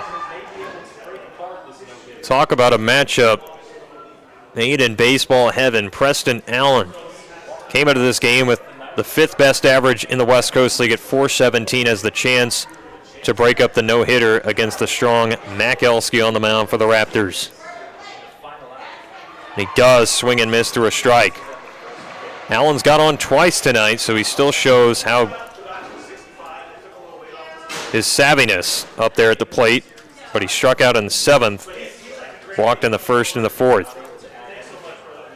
The 0-1 is outside. History potentially in the making here. The Pippins again have not gotten a hit through all their hitters so far, and with 2 away in the 9th, something's got to give. Elski gets a strike. Raptors now 1 strike away from what would be a combined no-hitter with 3 Raptors pitchers making an appearance in this game. Elski looking to be the last one. Righty looking in for his sign against Preston Allen. Got his delivery, the pitch. And this time bends it outside for a ball. Fans getting on their feet, making a little noise here with a 2-2 pitch. Upcoming 2 away, 10-0 Ridgefield lead. This for the no-hitter. Ooh, and it just bends away and outside, and the breath taken out of every square inch of this ballpark from Anthony Artini. Home plate umpire not ringing up Allen. Elski going to have to prove it once more. 3-2 pitch. Swing and a miss! The Raptors have history at the RORC. 10-0 win and a no-hitter. No runs, no No hits and 2 errors. 3 Raptors pitchers make appearances, and all 3 of them don't allow a hit in this game. The Yakima Valley Pippins are no hit here in game number 1 of this incredible West Coast League series. The Raptors get it done with 10 runs, 8 hits, no errors. For the Pippins, no runs, no hits, 2 errors. Unbelievable, as Yakima Valley will be stretched thin going into game number 2, looking for answers on every side of the diamond.